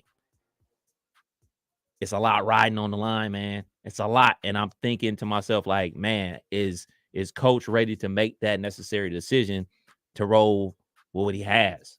And I don't think the players haven't done him any favors by, like, okay, somebody jumping and taking the position by storm. I think they're basically playing even, and he doesn't really know what to do. We watched Nick Saban start a true bring in take out Jalen Hurts with everything that he had accomplished at Alabama. He took him out at halftime of a national championship game. He was cutthroat to go to a true freshman quarterback because that's what the team needed. It wasn't about what's fair. Well, Jalen Hurts, he got us this far. Jalen Hurts, he did this, that, and the other. He led us to a SEC title. That's the thing. Nick Saban wasn't worried about fair. He was worried about being cutthroat and doing whatever you had to win. That's why he had the guts to do that. You look at the fact of what Clemson did years ago, coming off of a playoff season with Kelly Bryant, and you have a true freshman quarterback in Trevor Lawrence. He tried to do the loyal thing, and the loyal thing almost backfired on him, and finally had to be cutthroat. And guess what? They go on to win a national championship, handing the reins to a true freshman quarterback in Trevor. You have to be cutthroat. And I don't know if Ryan Day is that guy, and he needs to be that guy in this situation. The other part, you talk about being cutthroat and being able to make those decisions. I think it was easier for Clemson to make that decision to go to Trevor Lawrence because of the talent. What if these two guys just ain't quote unquote it? Maybe like we're talking about Tua, we're talking about Trevor, we're talking about NFL 9 times out of 10, they're probably not. Like, that's just the reality of the situation. Like, the chances of, like, oh man, it's just like we joke about this all the time, like, oh, it's a plug and play system with the quarterback. At some point, there's not going to be a plug and play player. Like, oh man, we recruited player X to be the next guy, and he's not the next guy. The next guy is playing quarterback right now for Texas because this is his time. He's supposed to be here right now, and everything's supposed to be moving on seamlessly. And they hit a bump in the road because he transferred and everything like that. So people that know me know how I feel about this upcoming season for the Ohio State Buckeyes. Technically, the first week of the college football season is this Saturday. I know we'll get more into college football. We'll get our Power 5 predictions for conference winners, and we'll talk more about Ohio State. But I'm not feeling great about the Buckeyes this upcoming season. No, I'm concerned too. And it's a good point about all that. But, we want to bring up the Quinn Ewers thing. But this is why I don't like when coaches got to do you work hard and we're going to reward you. No, when Quinn Ewers came in, now that I'm looking back, definitely don't start him. But hey, Quinn, you're number 2 on the depth chart. Yeah, you're number 3. They're doing that whole like, oh no, he's coming in, he's number 4. He's going to have to work his way up. Stop it with that. You want to know who I give a lot of credit? Steve Sarkisian right now doing a great job at Texas balancing out. He's constantly feeding the media how great Manning is looking. He's massaging the ego of Manning, while also saying, hey, Quinn Ewers, would have won a Heisman finalist last year, blah, blah, blah, if he doesn't get hurt. I've been following the media coming out of that. And I was listening to a show earlier today. We're talking about the fact that he's done a good job of massaging the egos of both players, making sure that Manning, who's good enough to start right now, but, it's Manning who's more experienced, Ewers who's more experienced. Ryan Day did the whole, come in, you're 4th on the depth chart. You got to move your way up, blah, blah, blah. Yeah, we know all that, but sometimes I think you need to you got to tell them what they want to hear. You got to play the part. New Quinn Ewers. Yeah. You gotta it's that way, right? It's a difference between telling them what they want to hear and actually doing it. Because if you tell them what they want to hear and then that's not actually what's happening, you're not getting those said reps. Then because I think when Quinn Ewers was there, that was CJ Stroud's first year as a starting quarterback. So like think back to that Oregon game. Like people were still unsure about CJ Stroud or what he would potentially become and everything like that. So he needed to get CJ Stroud as many reps as possible to get him comfortable as well. It's a juggling act, for lack of a better word. You know, the quarterback position is not like a defensive lineman position where, all right, man, you're going to get 10 reps a game. You're going to get 10 plays a game. We can hide you in the rotation. we can get you in the rotation. At the quarterback spot, it's not like that. It's not like that or any other position. Running back, like, oh man, Mayan Williams got 15 carries today. Travion Henderson got his 12. All right, Evan Pryor, you can go ahead and get 5. Like, you're not working in a quarterback the same way you're working in an offensive lineman, D tackle, or a running back, or even wide receiver for that matter. It's a very delicate juggling act, man. And like I said a couple times in this segment, I'm worried about this season with the Buckeyes, and I pray that I'm wrong. The other thing that's unfortunate was the fact that Quinn Ewers enrolled early. Remember the NIL thing. Like, technically, Quinn Ewers would have been a freshman for Ohio State last year. Yeah. And then the timing could not have been any better. Yeah. Because Quinn Ewers, and then that's the thing, too, that people don't understand with the transfer portal. It is tougher now than ever. We talk about it a lot in basketball, but football, it's the same thing. These classes are stacked to be able to have it lined up just correctly. Right. So, for instance, it was CJ Stroud for 2 years. It was lined up perfectly to where Quinn can come in, obviously not start right off the bat, or maybe compete for the job against CJ, who was a Heisman finalist the year before. So it was unlikely. But if, it's a lot easier to tell Quinn Ewers, all right, you're the backup quarterback for year 1, but the job is yours for the next 2 years. Guess what? You could appease him with NIL and stuff there. But now with the transfer portal, it's like, or I could just leave now and go start right away. So when he enrolled early because of NIL, because of Texas and being a high schooler at the time, the law and the rules were you couldn't make NIL money, but in Ohio you could. Mm-hmm. So that's why he re-enrolled early and all that stuff and did everything. He reclassified and then enrolled early at Ohio State. They had to figure something out, and that's why that became a mess. But if he would have just stuck to the timeline, Quinn Ewers would be the starting quarterback for Ohio State this year. So it's going to be tough to watch him kill it for Texas if he does this year. And if not, then, don't swing and miss what did that great Buckeye say at one point? Don't swing and miss for a you second know what? time. No, there's something about, I don't know what it is. Ohio State's going undefeated. They'll never lose again. I hope so. In fact, I think long-haired quarterbacks cut that hair. Cut that hair. We don't need that hair. I'm just saying. They're killing you on the board. They won't anymore. They're going to love me on the board.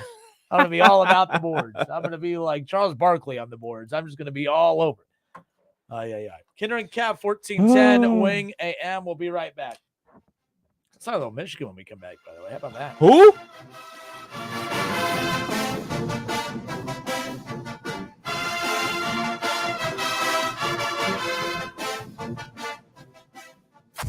It's the Justin Kinner Show with Kev Nash on 1410 ESPN Radio. After a big dinner, my nighttime heartburn would keep me up. I'd be taking antacid after antacid all night long. But then I tried Prilosec OTC. Just 1 pill a day blocks my frequent heartburn for a full 24 hours, giving me one-and-done heartburn relief. Without heartburn keeping me up, I could have a restful night's sleep. Prilosec OTC. 1 pill a day, 24 hours, 0 heartburn. It's possible while taking Prilosec OTC. Use as directed for 14 days to treat frequent heartburn, not for immediate relief. Happy 62nd birthday, Granddad. Thanks, sweetheart. I got you this. A mug. Oh, thank you. What does it say? Beware. If you are 60 or older, you may be at increased risk of hospitalization from RSV, respiratory syncytial virus, compared to adults younger than 60. Not all dangers come with warning labels. Talk to your pharmacist or doctor about getting vaccinated against RSV today. Learn more at bewareofrsv.com. Brought to you by Pfizer.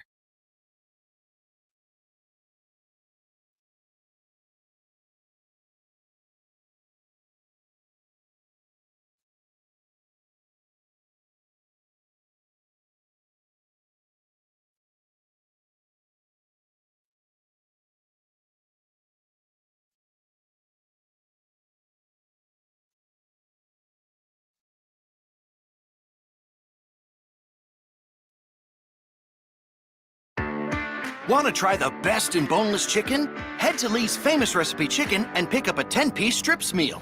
With 10 freshly marinated, honey-dipped, hand-breaded breast strips, 2 irresistible large sides, 5 fluffy biscuits, and 3 dipping sauces, it's the best in strips and a meal to match.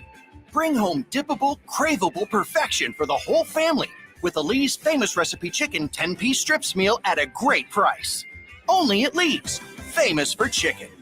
If you need new roofing, siding, or gutters, skylights, or patio enclosures, if you're a homeowner or business and need someone you can trust, don't take a chance. Enhance with Lance. Lance Roofing and Siding in Fairborn has been satisfying customers since 1993 and hold an A+ rating with the Better Business Bureau. Lance Roofing and Siding, 8460 Dayton Springfield Road in Fairborn. Call for a free estimate at 864-2722. That's 864-2722 or online at lanceroofing.com. Hi, Greg McAfee here from McAfee Heating and Air.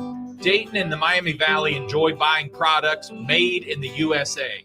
Unfortunately, many HVAC products are now made in the communist country of China, and that's where the profits go too. McAfee systems come from the states of Indiana, South Carolina, Iowa, and Texas, and we're proud of it. 32 years strong. Get an estimate online at mcair.com. This wasn't how Patrick pictured himself in retirement. Instead of playing golf every day, he could barely walk because of his severe knee pain. It hampered everything because it hurt to walk around the golf course. It hurt to swing, just pretty much hurt doing anything. But the groundbreaking regenerative treatments at QC Kinetics changed everything for Patrick. QC Kinetics uses your body's own healing properties to help repair and restore damaged tissue in your knees, hips, back, and shoulders. No surgery, no drugs, no downtime. The turnaround's been amazing from where I was to where I am now. I've gone from a 15 handicap down to a 7 handicap. That's because my knees allow me to play golf like I haven't been able to play probably in 15 years. Don't let joint pain keep you from doing what you love. Call QC Kinetics today for your complimentary consultation. Call QC Kinetics, 937-936-0325. That's 937-936-0325. 937-936-0325. You have empty office space to fill or home office to create. You know what you need. You know what you'd like. But you also have a pretty good idea after you've shopped around the usual places what you need and what you like might not happen. Well, then you haven't been to Charles Larrick's Warehouse Outlet. Nobody has their selection. Nobody has their discounts. And every week, there's something new. If you need office furniture, Larrick's Warehouse Outlet can sell it to you for half the price and below manufacturer's selected prices. Half price and below on hundreds of items. Selection from budget to the best. Really, desks from $50 to $5,000. Filing cabinets from $25 to $500. Before you go anywhere else, do yourself a favor and come to Larrick's Warehouse Outlet. With 25,000 square feet of selection, you're not going to go anywhere else. Larrick's Warehouse Outlet at 23 McOil Avenue, Dayton. Open Monday through Friday, 9 to 6. Larrick's, continuing the tradition. $5,000 sign-on bonus. That's right. My friends at Cordell Transportation are now hiring experienced Class A CDL drivers with excellent work history. If that's you, apply now. Cordell Transportation offers home daily dedicated lanes, no-touch freight, and brand new equipment, plus a $5,000 sign-on bonus paid over 18 months, paid orientation, and company 401k with company match. Apply online at CordellTransportation.com. Cordell Transportation, driven to succeed. Not so comfy? They want to help. At Drake Heating and Air, they're all about getting your AC running ice cold again. Get your $99 AC tune-up with no hidden fees and no surprises. They're not happy till you're comfy. Hey everybody, it's Stephen A. Smith, and everyone knows my feelings on Cowboys fans. But really, Justin Kenner, you're a Cowboys fan and a Browns fan? Good Lord have mercy. I don't know what the hell to do with y'all. I really don't. It's the Justin Kenner Show with Kev Nash. Weekdays from 3 to 6 p.m. on 1410 ESPN Radio.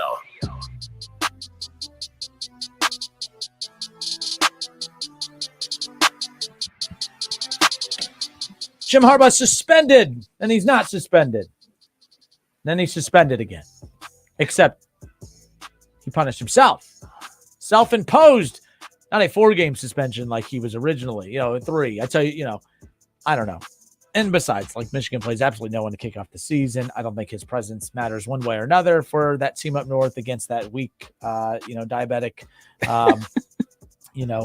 non-conference schedule. So we'll see what happens. But yeah, when that came across, you said that earlier, a self-imposed 3-game suspension. I will say this, take Michigan out of it. This is all just, it's ridiculous. Just stop it. NCAA, leave them alone. Like, stop with everything going on. With everything going on, you look ridiculous trying to pursue this as heavily as you are. But at the same time, Michigan, you're also full of it too. Like, what are we doing here? I thought Ohio State looked silly during the tattoo thing, even though I thought it was ridiculous. But at the same time, yes, Tressel lost his job over tattoos, but Tressel, you also lied and let tattoos lead to you. So that's kind of how I am here. Yeah, it's just a cheeseburger, but yeah, but you lied about a cheeseburger. Like, don't sit there and say it's something so small, but it had to be big enough that you felt like you had to lie about it to begin with. So I don't know. I just think all of this, I think both sides look ridiculous. I also think Harbaugh's gone after this year anyways. Not that they're going to move on from him, but I think he's done after this year. So I'm amazed that they're playing ball with this, I guess, if you will. They got a loaded roster this year, and they're gonna miss him for the East Carolina game, UNLV game, and the beloved Bowling Green Falcons game. So he's gonna only miss the non-con games for the Wolverines. And for me, I just think back to when I was a kid, when I would get in trouble. And what if I went to my mom and said, you know what, Mom? No phone for 2 weeks, no video games for a week. See you later. She would slap me silly. You don't tell me what the punishment is. I tell you. Right? I tell you what the punishment is. You're not going outside. You're not talking on the phone. You're not playing video games. School, home, water, and bread for dinner. So it's amazing that, it's not just Michigan. All these schools do this. They do these self-imposed bans on themselves and say, look what we did. Take it easy on us, right? No, you did that. So I would say don't do any self-imposed ban. If they want to punish you, they'll punish you. Keep it rolling. Don't punish yourself. Let them. It's their job to punish you, not the other way around. I don't know why. And I thought of this situation right here, the self-imposed, like you punish yourself. A good friend of mine from middle school back in the day, like always hang out with, at his house or whatever. And I remember he cussed and his mom stormed in the room and I was like, oh crap, he's in trouble. Well, I always make fun of him for this because I still visualize it. He just slapped the hell out of himself. Like as soon as she walked in the room, she came in hot and he just slapped the hell out of it. His good friend of mine, his name is Jake from middle school and high school, obviously, but middle school is where he cussed. She heard it. She came storming in the room. He goes, I'm sorry. And slapped the hell out of himself. That's all I'm visualizing. What did the mom do after he slapped himself? She walked up to him and she put her hand on his shoulder and then she slapped him on the other cheek with her other hand. So I'm like, but that's what the NCAA needs to do. Be like, oh, Harbaugh, I like this mom. That's cute, but you're gonna be suspended for the game. Right. That would be no, it'd be hilarious. Like they suspended for the college football playoff, but no, they make it to the natty, and and then you're suspended, buddy. I've always said, and I give a ton of credit to the OHSA for this. My favorite counter that they made was, okay, if you were going to have a bunch of transfer players, they don't have to sit out during the regular season, but they're just not eligible for postseason. Well, the whole reason that all these kids all of a sudden have all these problems at home that they need to find a better situation, and there are situations like that. I'm not making light of that, but I also don't get mad at me for sounding like I'm mocking that when the schools mock it too.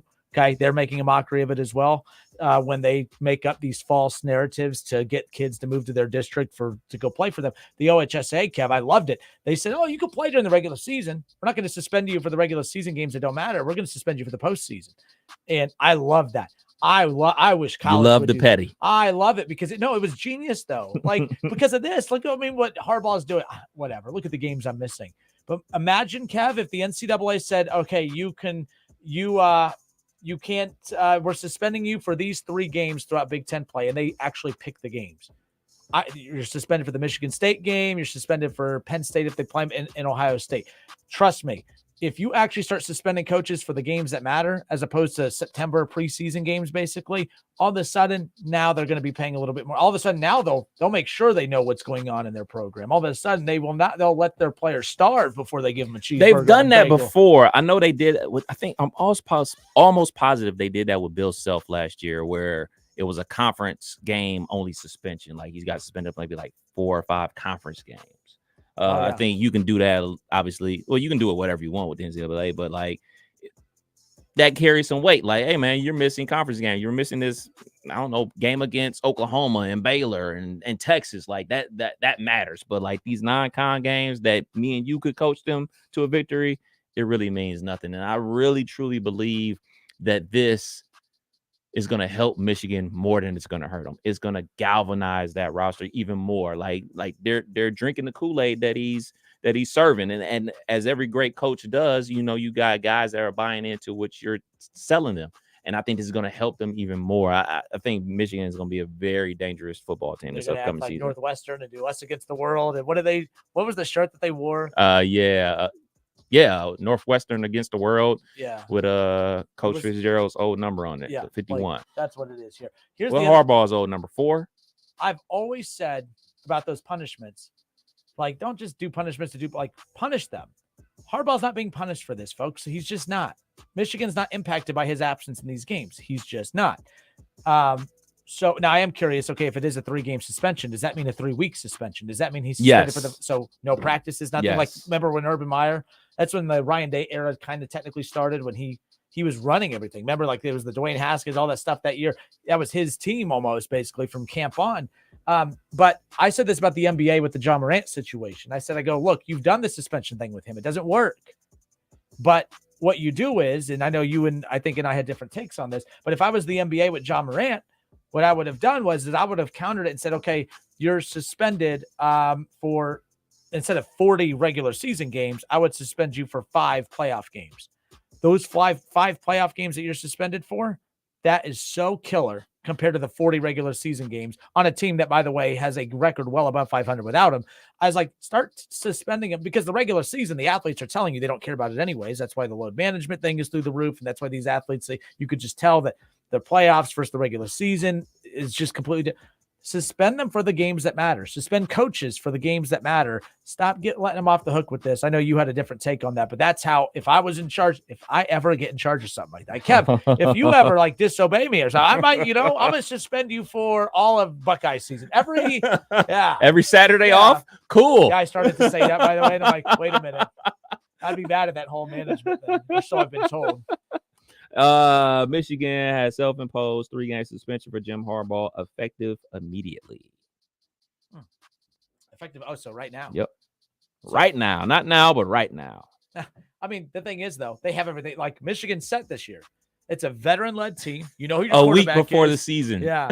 You know who your quarterback is. You know who your identity. They're not establishing anything. They're just trying to, so this doesn't impact them whatsoever. And by the time we get to the game at the end of the year, we'll forget all about this nonetheless. Good stuff. It's the Kinner and Kev Show, 1410 ESPN Radio. Just a reminder, no Reds baseball tonight. With everything, with the weather and everything that's kind of all the natural disasters happening over on the West Coast, the Reds and Angels will do a doubleheader on Wednesday. So it'll be a day-night doubleheader on Wednesday. Both games you can hear right here on 1410 ESPN Radio. All right, we'll be right back. More of the Kinner and Kev Show when we come back.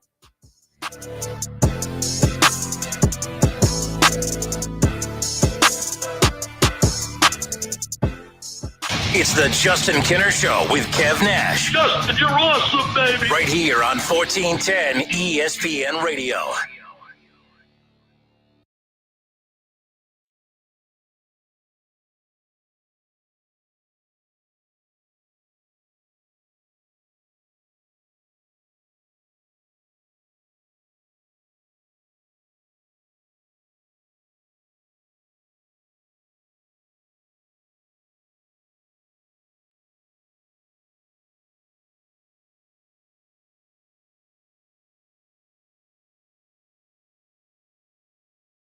Now's the time to get a great deal on Kubota construction equipment, featuring durable Kubota engines, more comfort, more productivity, more get it done right. The Kubota construction lineup shows up ready to work every day.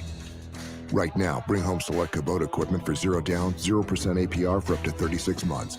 Now through September 30th. See us or go to KubotaUSA.com for more details. Stop by Columbus Equipment in Columbus, Dayton, or Toledo to see their full line of Kubota construction equipment, or check them out online at ColumbusEquipment.com. At Harley-Davidson of Xenia, the atmosphere is positively electric as we look to the future. Our name may have changed, but Harley-Davidson of Xenia has been locally owned since 1984. Under our new management, the staff and store are buzzing to get you set up for the open road. Whether you're shopping for merchandise, a new bike, or just need some maintenance on your current ride, Harley-Davidson of Xenia is here for you. Visit us online to learn more and to place a reservation on your new bike. hdofxenia.com.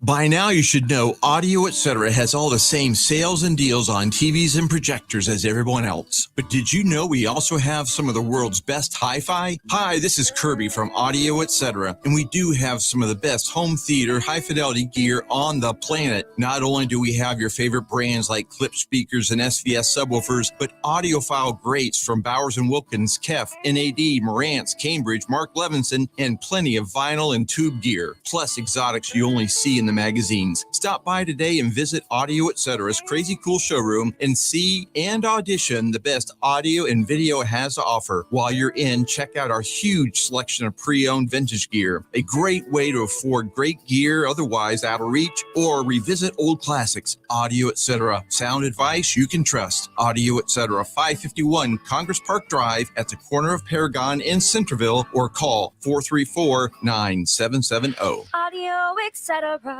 crazy cool showroom. Millions protect their homes with Generac generators. Generator Supercenter, the nation's #1 Generac generator dealer, has franchise opportunities available. GeneratorFranchise.com.